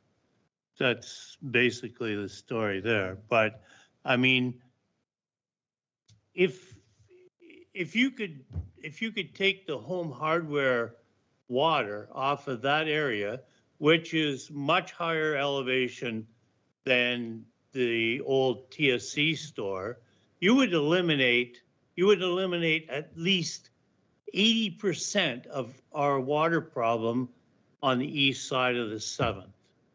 Through your worship to Councillor O'Leary, I did broach that possibility, and the response was they are not interested in routing someone else's water through their facility, which is reasonable. So, and something else you just said, Pila's responsibility towards the Spring Creek drainage ditch is limited.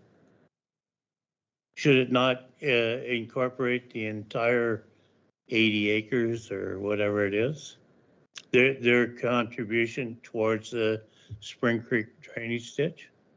Though the entire Bennett Farm is involved there, Councillor O'Leary. Yes. Okay, no, I just, I'm just clarifying to make sure I understand where you're coming from. Mm-hmm. I think at the end of the day, any contribution Pilla would have that he might be reduced is going to be offset by a savings. So at the end of the day, the actual cost for the residents shouldn't change greatly one way or the other. Supplement to that, I would like to see if you could address Pilla and see what he would say, because I would be more than willing to pass it tonight if Pilla would allow the water from Home Hardware to go into the storm water management pond, because in actuality, the land that is coming off of that same property. So. Through your worship to Councillor O'Leary, that I've approached that or broached that possibility with the developer consultant, and that's not on the table. And I might add, they probably would have to redesign their stormwater management pond to accommodate that. I've got Councillor Cox and then Councillor Simpson. Through the chair. So what I've gathered is Pilla wants us to support them, but they're not willing to support us. It's exactly what I've heard. So if they want my support, I would highly suggest they reconsider addressing further water issues, because all you're doing is adding to my water issues in that area. And if they're not going to be cooperative in that manner, well then just send her to the OLT, in my opinion. Because if they're going to be bold like that and say, we're not going to deal with anybody else's watershed issues, but that's a municipal water, like right now, our residents are having major issues there, and they have an opportunity to be working good faith with us and say, listen, we'll help you solve your water issue. We're going to add more water, but we're going to help solve the water issue to your residents. That would be much more well received on this end. But that single statement right there changed my whole perspective on this development. There's, through your worship, to Councillor Cox, they'll still be contributing financially towards the other project. They still have the road involved and whatnot. But I think they just did not want other external lands routed through their facility. But they will contribute financially towards the other project. They're not immune from assessment. Supplementary. Of course they're going to, because they're going to benefit at the end of it. They're getting a whole development. Of course they're going to contribute.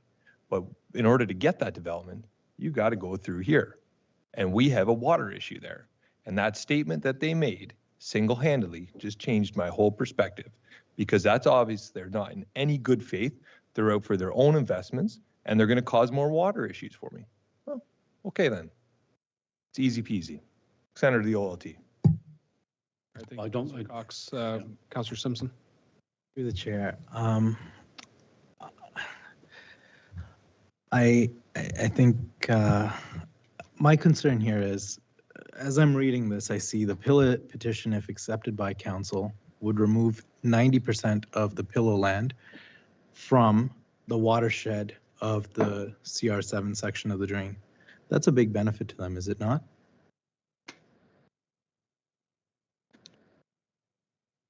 In terms of contribution towards the drain? No. Yes, contribution towards the drain, but also with regard to the development and the individual lots that they're creating. Well, they have to deal with their stormwater. They have to deal with their stormwater management. And they also, and as I understand it, from looking at their plans and the number of lots, this would enable them to eliminate one of the stormwater ponds that is there. They can use that then as an additional building lot. Would that be correct? So I'm going to just interject for a moment here. Mr. Pridham is not a representative from Crozier or from the Pilla No, Investments. I understand that. And so I know that, but he can't. I don't suggest that he is, and I'd like to reclaim Councillor Simpson. time. Councillor Simpson. I'd like to reclaim Councillor my time, Simpson. Mr. Mayor. I would like to address the concern that I'm asking Mr. Pridham to answer questions. I'm perfectly Simpson, capable of asking the question. And I'm not going to allow you to ask that question. Why not? Because I'm pointing out to Mr. Pridham that he's not representing Crozier, and I don't want to get into Mr. Mayor, I think that's completely unnecessary for you to point out what questions I should ask of consultants. Point of order. That's right. It is a point of order, but he's going to rule against me anyway. Actually, I'd probably rule in favor of what he's going to say, but I'm not going to allow the point of order at the moment because I don't think we need to go through that route. I'm simply stating Mr. Pridham Mr. Mayor, you're just taking away from what I'm asking, and you're taking the discussion in a different direction than what I'm asking. You're asking, from the question I heard, for Mr. Pridham to speculate what Crozier and Pilla would do with their water on site. So you're telling me I can't ask a question without you interfering and telling everybody else what I should be asking or where you want the discussion to go. Is that right? Well, this is actually your second question. So your first question was answered by Mr. Pridham, and I allowed that question to be answered. So what I'm saying is the speculation of what a developer is going to do with water on site, or the placement of a stormwater management pond or two ponds is not for Mr. Pridham to speculate on how that design is going to work. Mr. Pridham is here to answer questions with regards to how that would connect to a possible drain, which is under the Drainage Act petition, or what the effects would be to the Concession Road 7 drain because of the diversion of water to a new drain. Mr. Mayor, we as council, we sit here And our job is to look at proposals holistically for the benefit of the municipality. And so Thank you. I when a don't developer think I need to be comes reminded what my job and is. I'm not speaking with regard to your position. I'm speaking with regard to what we're doing. My question is more to understand and for residents in the municipality to also understand that by doing X, we're going to see Y result. If we, as a council, decide that we're going to remove 90% of Pillow land from, watershed section of the drain, that there's going to be certain benefits to the developer. I think it's And Mr. it Pridham behooves is this not, municipality Mr. and for the Pridham is residents not in to a position understand to that. answer whether there's a benefit or not to the developer because he does not represent the developer. No, If you'd but like to we speak, need to understand that as council. then I would suggest that we have our staff contact Pillar Developments and have a discussion with them. So then that's, Pillar Developments is not here. So when I asked So the question, to that point, stay on topic and to the point. It is that on Mr. topic. That Mr. Pridham is only going to answer questions related to what the Drainage Act is, what the Concession Road 7 drain does, and what the potential for a new drain under the Pillar development would accomplish. So if you have a you're not question. going to permit me to ask questions that would allow for council to understand what the situation is, that additional building lots could be put in? Because I'm seeing here, I'm looking at the maps as they've presented, and there's going to be changes to the development. as a result. So we've dealt with this development prior in council. We've approved the development for the current lots.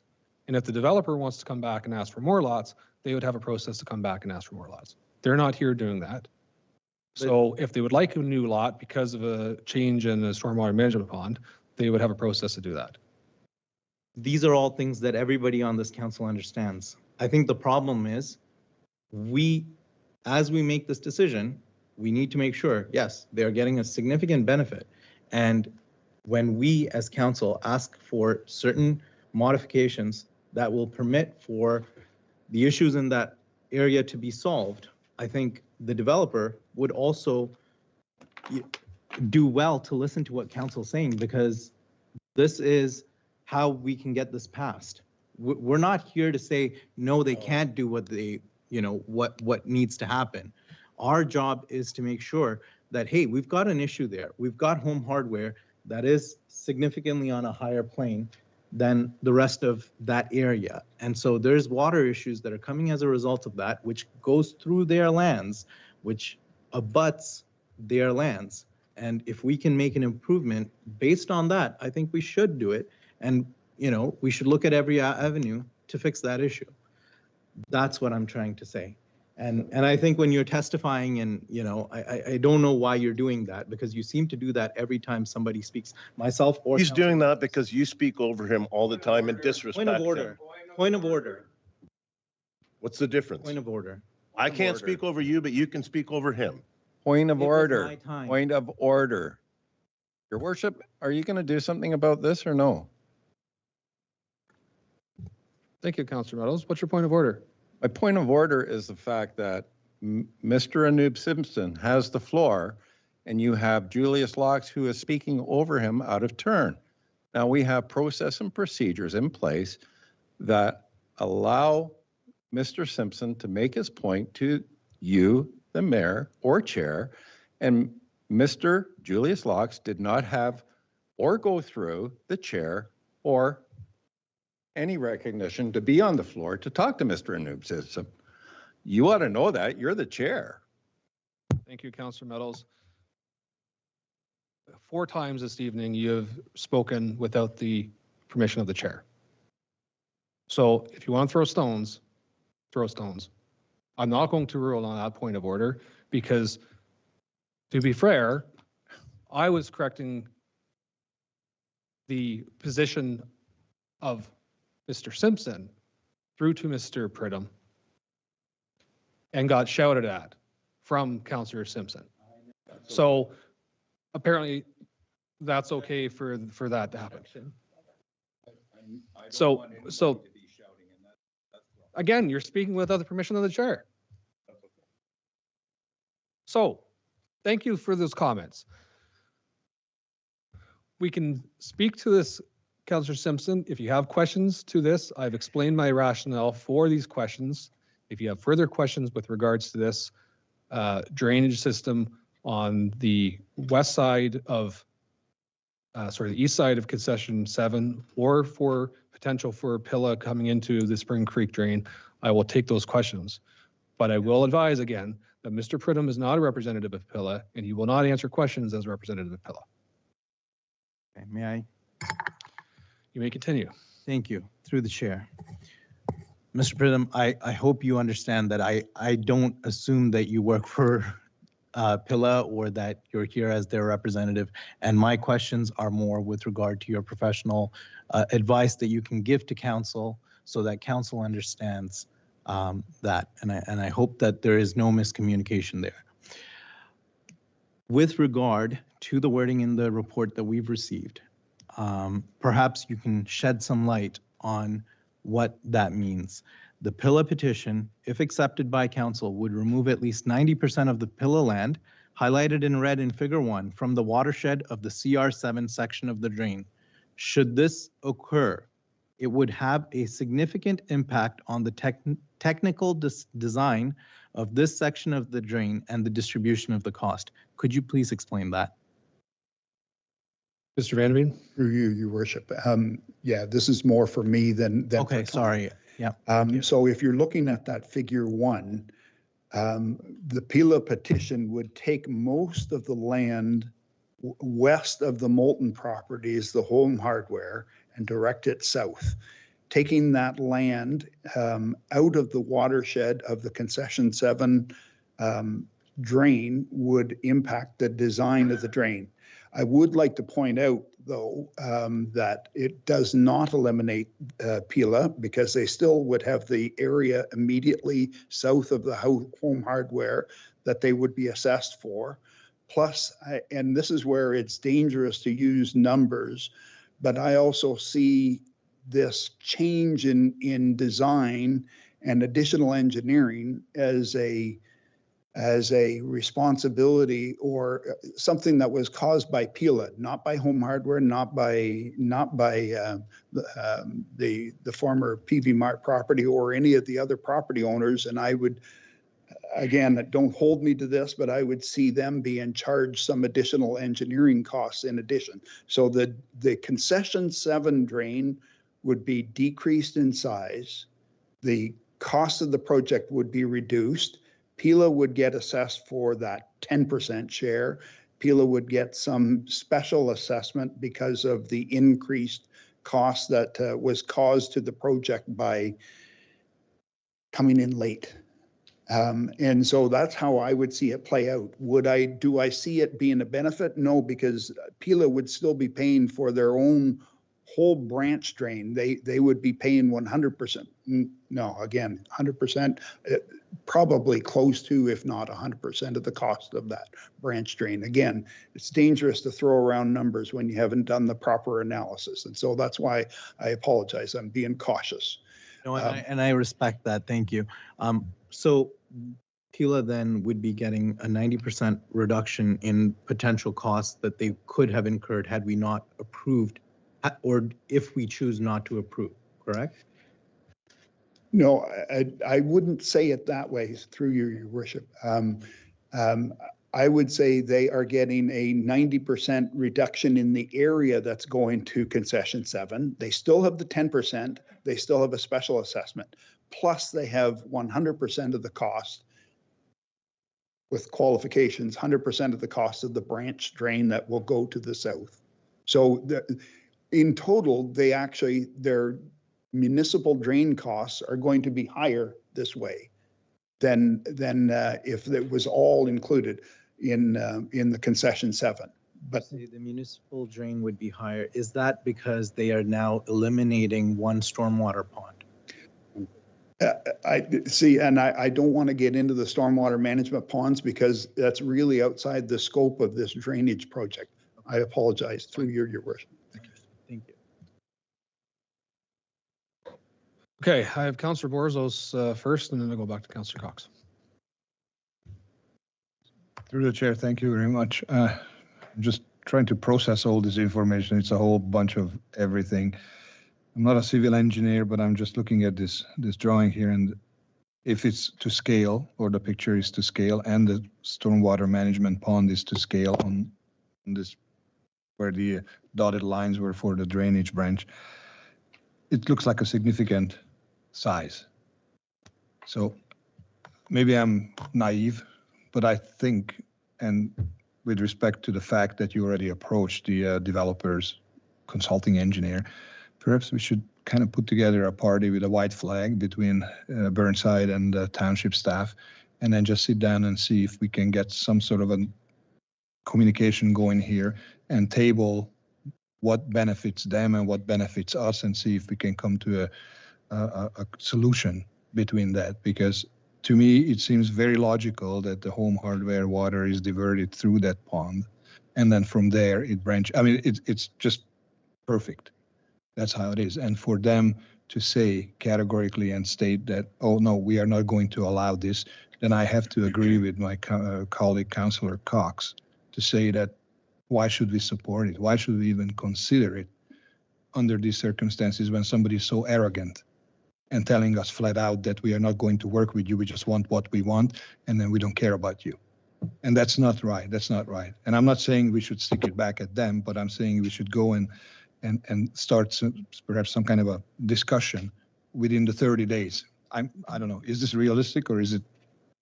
Councilor Board, through your thank you, Chairman. You're quite correct. That's a 5-acre facility. It's a large facility, and they're going to root all that down through there. I certainly didn't mean to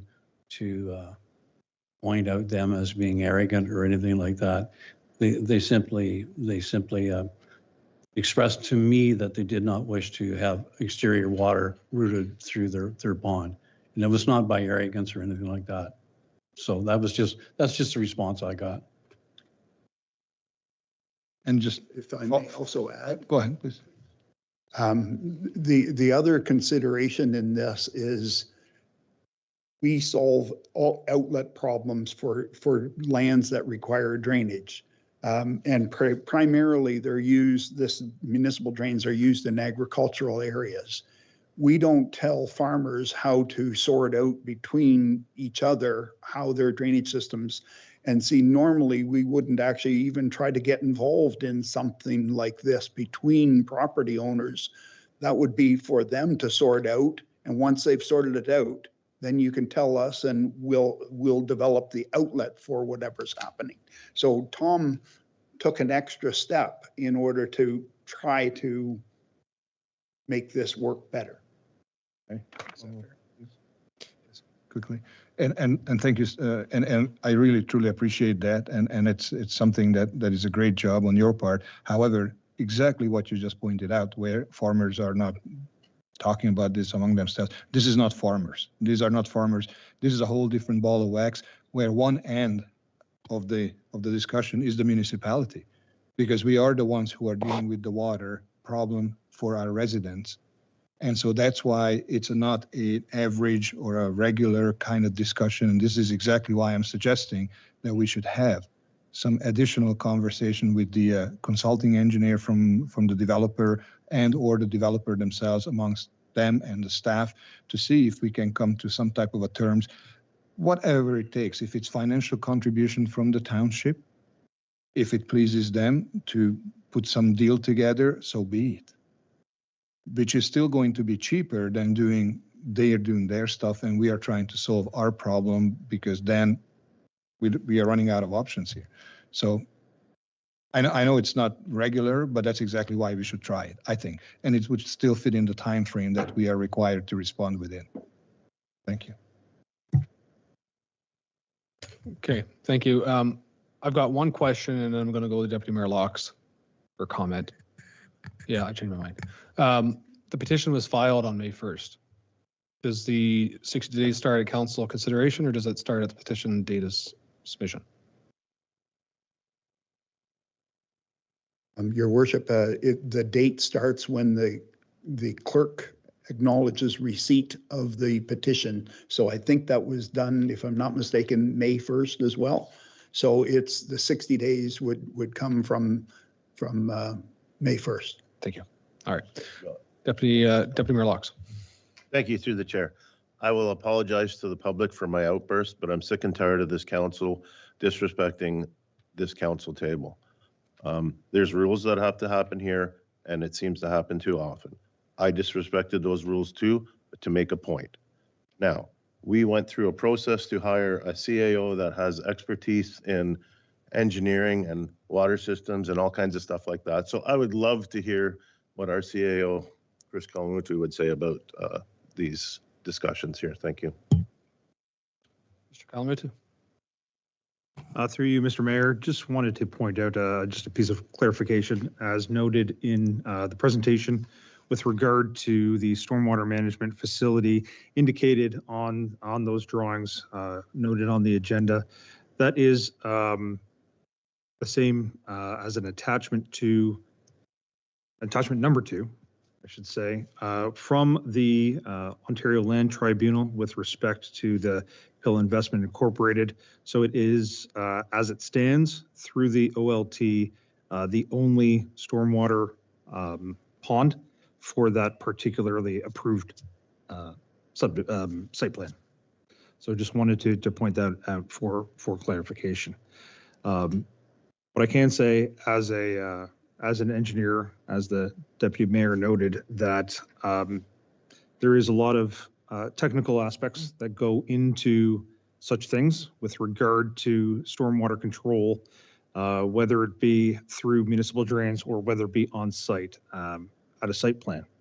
And there are a lot of calculations that need to be done. So when changes do happen, as our guest pointed out, there is some analysis that is needed to be done. And those are not quick because one factor impacts another factor. So therefore, we have the experts, as noted here, that are giving this presentation to the best of their ability. However, with regard to on-the-spot changes that may occur, there is some analysis that needs to be done that does take the time. So it is difficult as an engineer when we are asked to make changes on the fly without all of our calculations that we need to be done. So I just do want to point out that if there is any changes that council notes, that there would be some time allotted to our technical experts here to do their calculations, do their estimates, and then potentially come back if that's what council is looking for. Thank you. Thank you. Councillor Cox. Yeah, through the chair, gentlemen, this is a hot topic, right? So I really appreciate what you've done and the heat you've taken here. I even apologize for my comments. I won't take it out of context. I realize you're not a representative of the developer, and you know it's within their right not to take on any water. So retract what I say, but I do appreciate all your work, and I think that the drainage issues are in, you know, it's a big one, but they're in good hands. So for all the heat you've taken, all the questions, and I really appreciate you guys being here, and hopefully we can move forward on a better note. Right. Thank you. Councillor O'Leary. Through the chair, any of the meetings that I've been present and any of the discussions I've had with Mr. Pila have been mutually agreed upon, and he seems to be a person who will amend things on a verbal basis, and he seems to be a person who will listen to an argument. That's why I'm saying, as far as I'm concerned, I think that maybe you maybe not work for Pila Developments, but this is a part of the engineers that work for Pila. So maybe you could take it back to Pila himself and say, listen, we need to do some restructuring here if possible. If not, well, we'll have to go someplace else. But the issue I have is I can't pass this when you're saying 80% or 90% of his land is going to be resolved through this spring water drainage creek. Because I'm going to tell you gentlemen something right now. I was born on that farm. And I know where the water runs. Because when I was a kid, I played in it. And I mean, it all runs. There's a lot of it goes down 89 highway. There's a lot of it goes down where they put those new culverts in that were never there. And I've been on this earth for 75 years. And those culverts haven't been there 15 years at most. But I still think that if Mr. Pila seemed to be a very agreeable gentleman. He would listen to your conversation. And you know what? I don't want these people on the east side of the 7th concession to have to suffer the consequences of a bad decision we as a council made. And that's just my opinion. That's my opinion. That's, you know, everybody else has the right to their opinion. And thank you. Thank you for coming. And I respect your knowledge and your presentation. Thank you. Thank you, Councillor O'Leary. I have Councillor Meadows next, but I'm struggling to understand some of the comments that we further want to eliminate the drainage from TSC and Home Hardware going to the east when they're going to pay the most for the project. Like, if we really want to focus the project on the residents on the east side, then eliminate TSC and Home Hardware and divert it south, or that's going to eliminate the cost. Like, the cost to build a drain is not going to be cheap to those residents. So I'm concerned that we're a bit short-sighted in the fact that we're going to take a major player who's probably going to contribute 50% of that drain. And again, I'm just putting it out there, 50% of the drain is going to pay for that being assessed. Remove them to the south and then expect the residents on the east side to pay for the entire drain themselves. Again, I think the concept is we need the numbers to come back to show us what that would look like before we make any further decisions on how we would accommodate that drain in those lands. So that's a concern that I have at the moment. So Councillor Meadows. Yeah, through your worship. I understand where Ron's coming from with regards to this whole project. Like I said, this has all started with my first term of council, and the people on the east side have been flooded, and we're also going to have very shortly, we're going to have lawsuits coming in because there's huge damage being done over there from the water that this township has diverted. I would like when this whole thing came forward, I was hoping to see a full drainage plan. That's what I was hoping to see for that whole area. If I saw the full drainage plan coming forward, then I could make a vote on it. But I'm only seeing a partial commitment and a partial portion of this coming forward. I understand that Pila wants to get start work on his property and everything else like that, but did Mr. Pila not own Home Hardware as well prior to this? Wasn't that his whole development? That Bennett farm was all from Pila.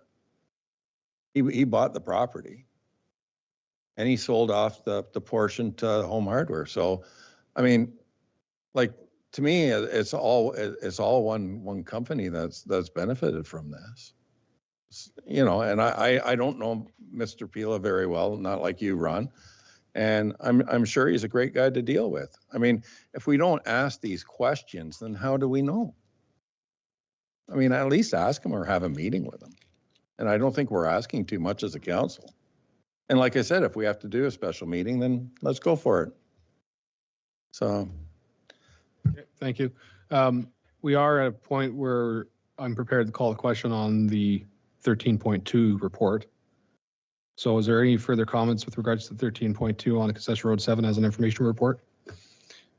Councillor Meadows. Yes, I'd like to put a motion forward to defer it until we get information from Mr. Pila with regards to the pond and whether we have the ability to work to have a better drainage pond.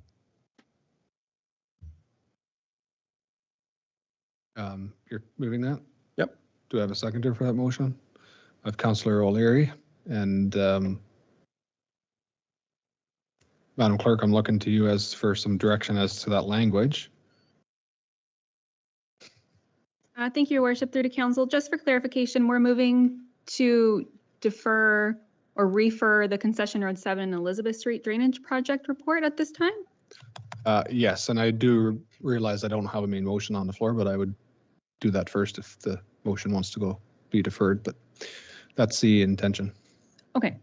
And sorry, Councillor Meadows, can I get clarification on why the Concession Road 7 and Elizabeth Street Drainage Project is being deferred at this time? Actually, both of them. Like what I would like to see is to have both of them talked about and brought forward at the same time by Mr. Pila to see if we can work something out where we can actually have a mutual agreement.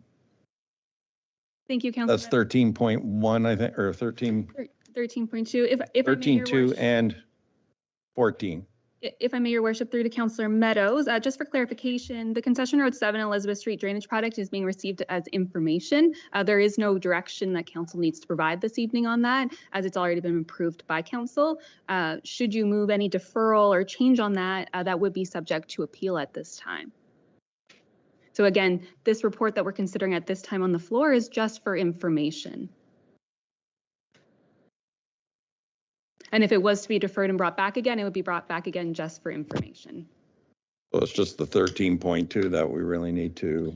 It would be the 14.4, which is currently. Well, it says here that the staff report CK 2025-2015 dated July 9th, 20 regarding Concession 7 and Elizabeth Street drainage project be received. So yes, it's just an information report that's been pulled off consent. Then we'll pass a motion to bring off of the table the Pila Investments report, and then that time Council would be able to entertain a deferral, subject, of course, to the possibility of. Well, both reports mention Pila, so the reason why I would like both of them discussed, so we can discuss both of them at the same time, and I think it makes more sense to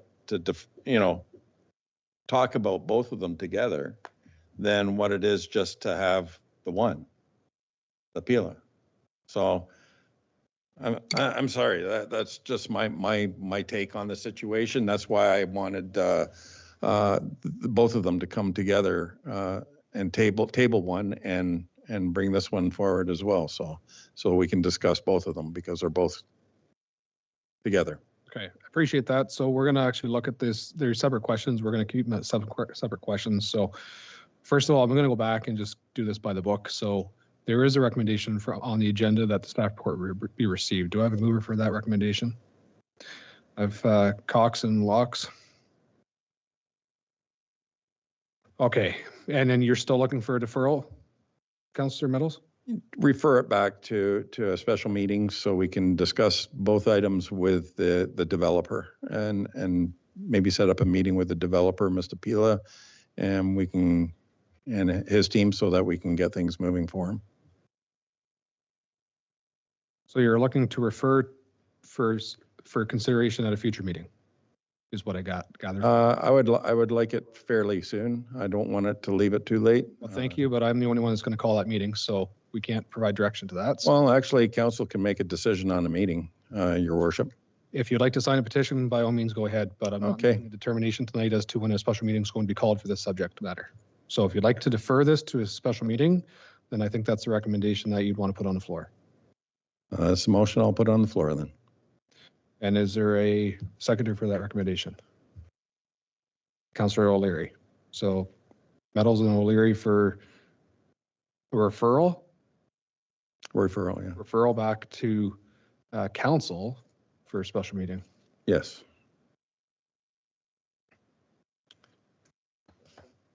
You I will only permit questions as to timelines on deferrals, so, or referrals. So what's, Through your chair, so is that timeline not already passed that we discussed? As of, we received it on May 1st? no, a separate petition. That's the other one. Yes. Okay, just wanted to clarify that. Okay. Any other questions on the referral for meeting? Okay, all those in favor? Okay, that's carried.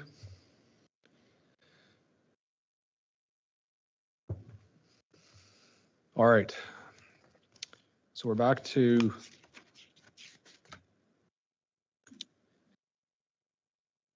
(14.1), and I need a motion to take from the table 14.1 staff report IND 2025-17. Do I have a motion to take from the table?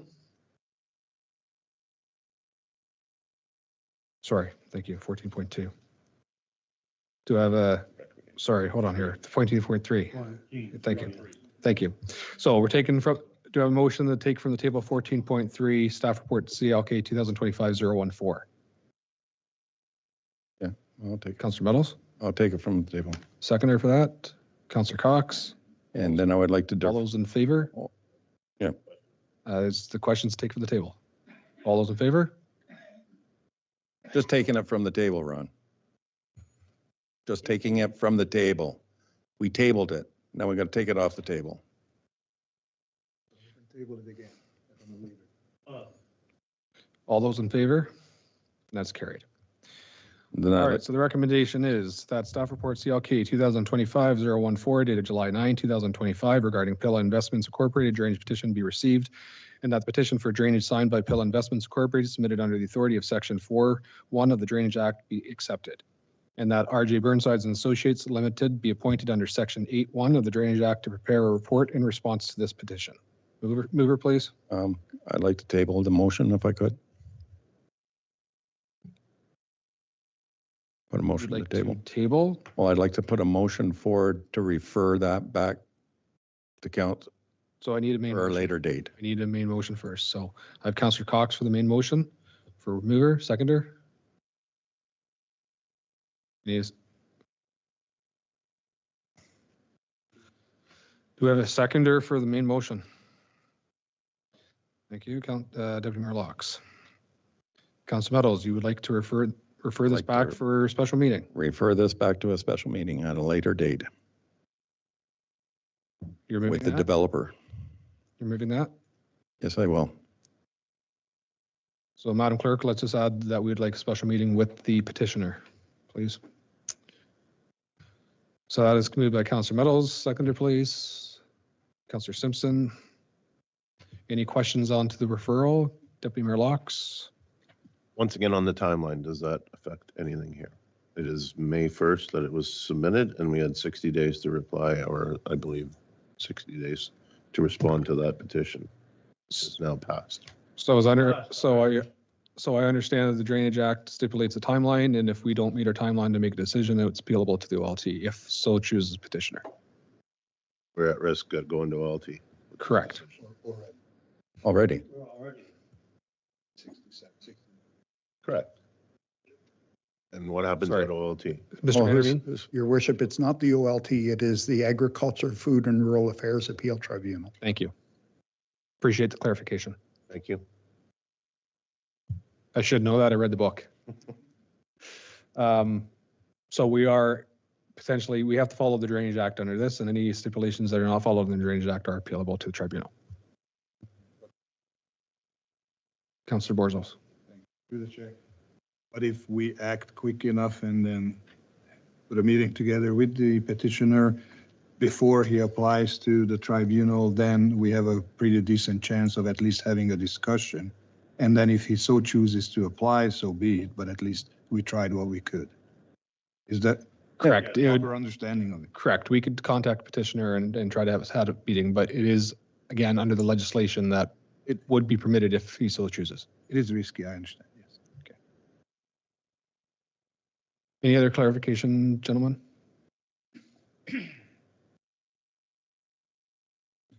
Your Worship, I'm not sure what to do with my timelines for the Concession 7 on Elizabeth Street project.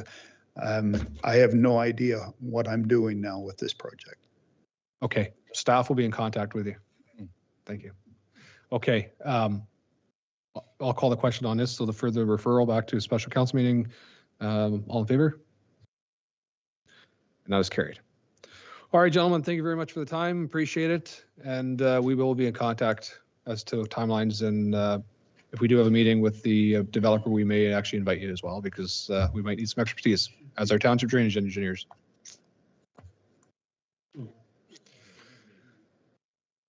All right.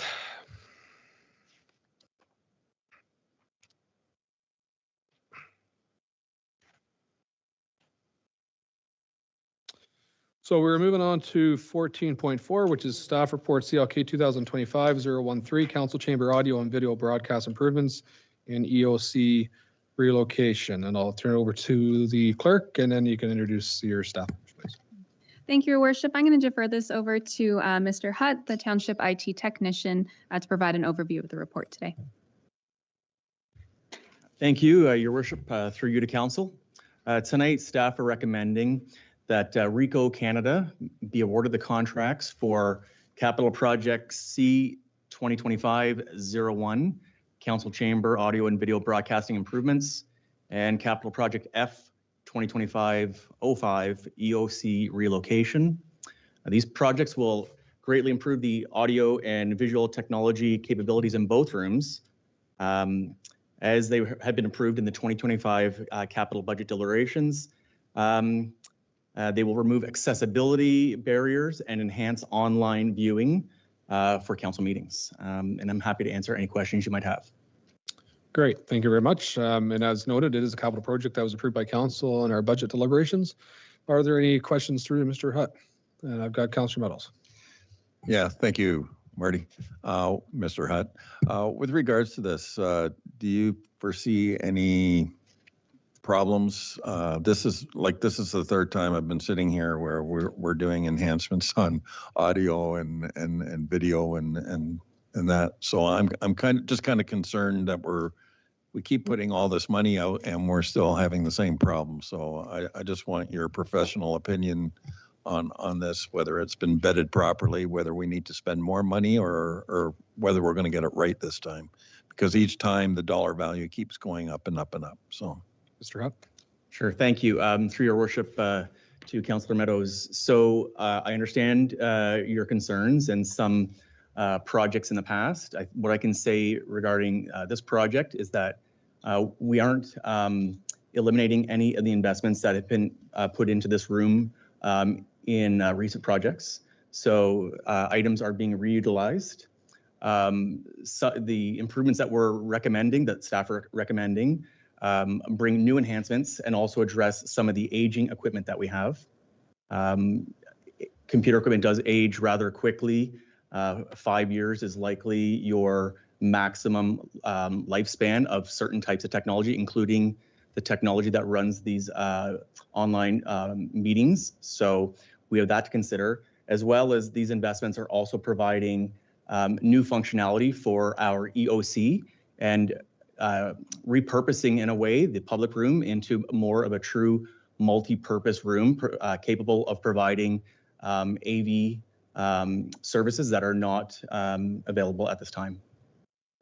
Thank you, Mr. Hutt. Thank you. Are there any other questions for Mr. Hutt? All right, seeing none, there is a recommendation. Staff report CLK 2025-013 dated July 9, 2025 regarding council chamber audio and video broadcast improvements and EOC relocation be received, and that council award capital project C 2025-01 council chamber audio and video broadcasting improvements to RICO Canada for the purchase and installation of equipment at a cost of $87,423.88 plus HST, and that the additional cost above the previously approved budget of $7,423 be funded from the working fund reserve, and that council award capital project F 2025-05 EOC relocation to RICO Canada for the purchase and installation of equipment for EOC relocation at a cost of $36,050.98 plus HST, and that the additional cost above the previously approved budget of $6,050.98 be funded from the building assessment and upgrades reserve. Any further questions on this item? A mover, please. Deputy Mayor Locks, seconded by Councillor Meadows.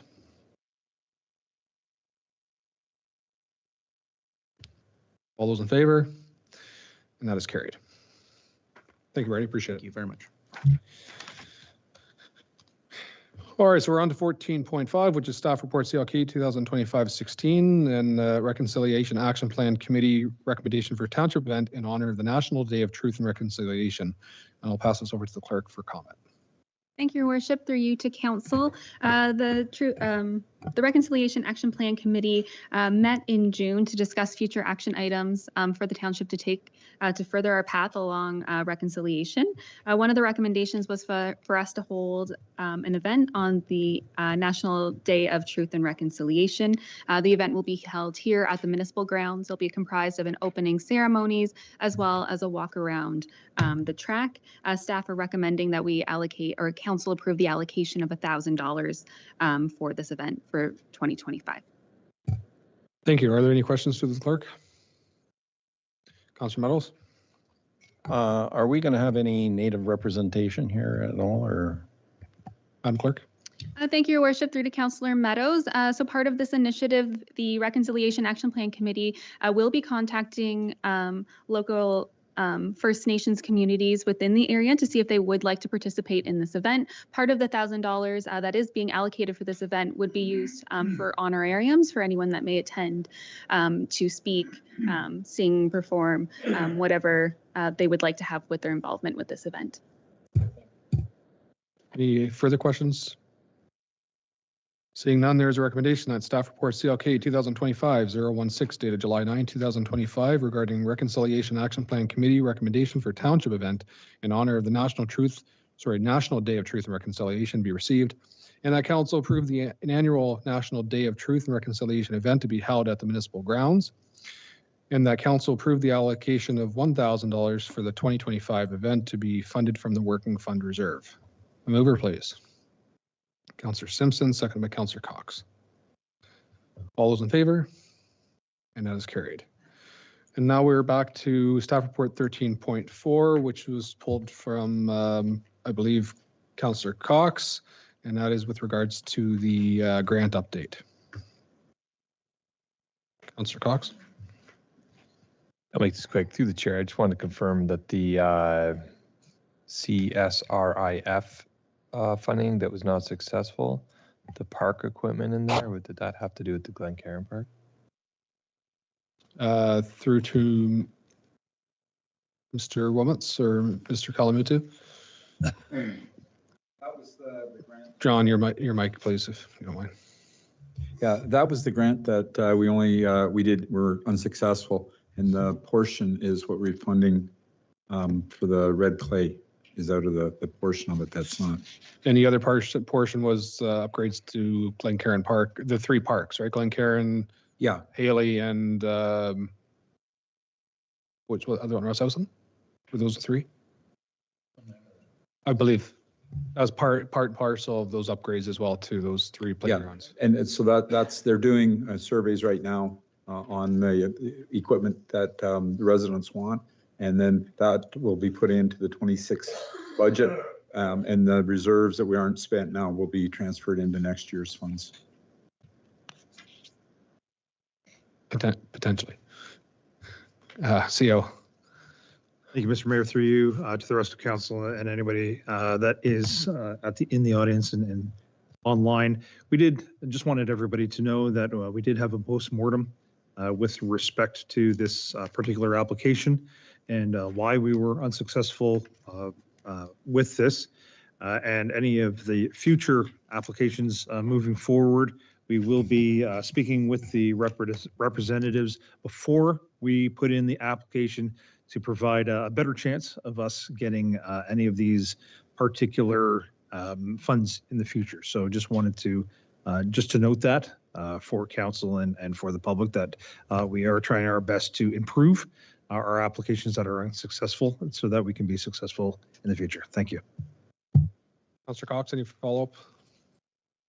Just that we should find the money for Glencairn.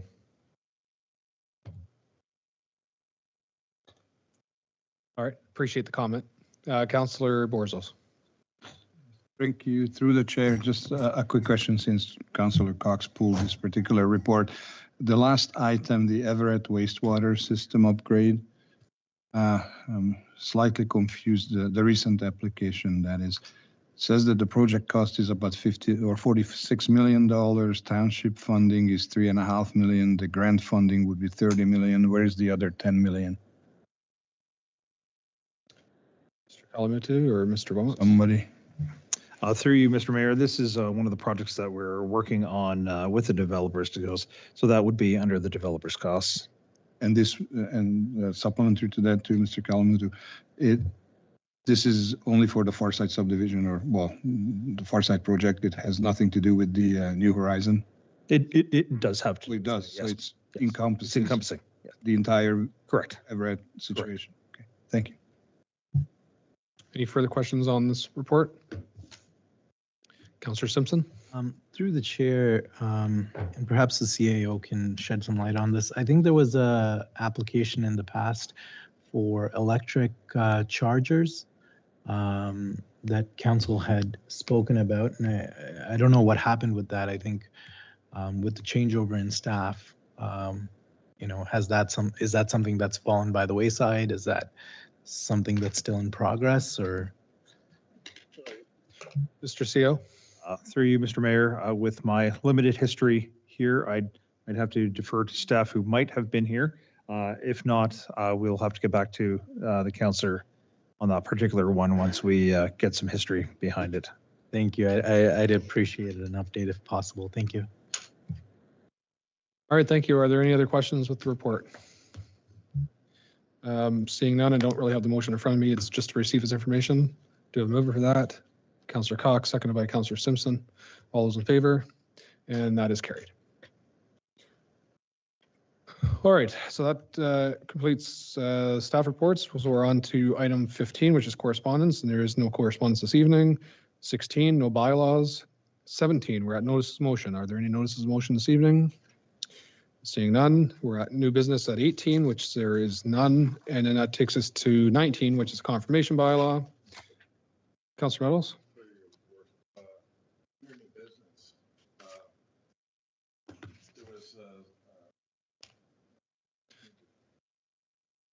I just wanted to clarify on the Legion. When we had our discussions, something about a sign that they needed for out the front. Is Township going to be able to help out with the signage in that? I think we were talking about it, and I'm just wondering what's happened with it.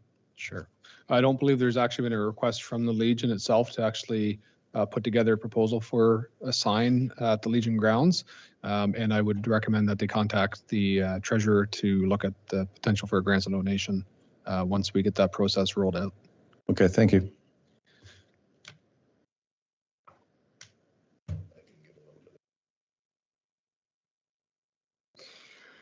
All right, any other items? All right, so we're at the confirmation bylaw then. So that bylaw 2025-042 being a bylaw to confirm the proceedings of the Council of the Township of Adjala-Tosorontio at its regular council meeting held on July 9th, 2025 being acted. A mover, please. Councillor Borzos, seconded by Councillor Cox. All in favor? And that is carried. And we are adjourned at 9:13 p.m.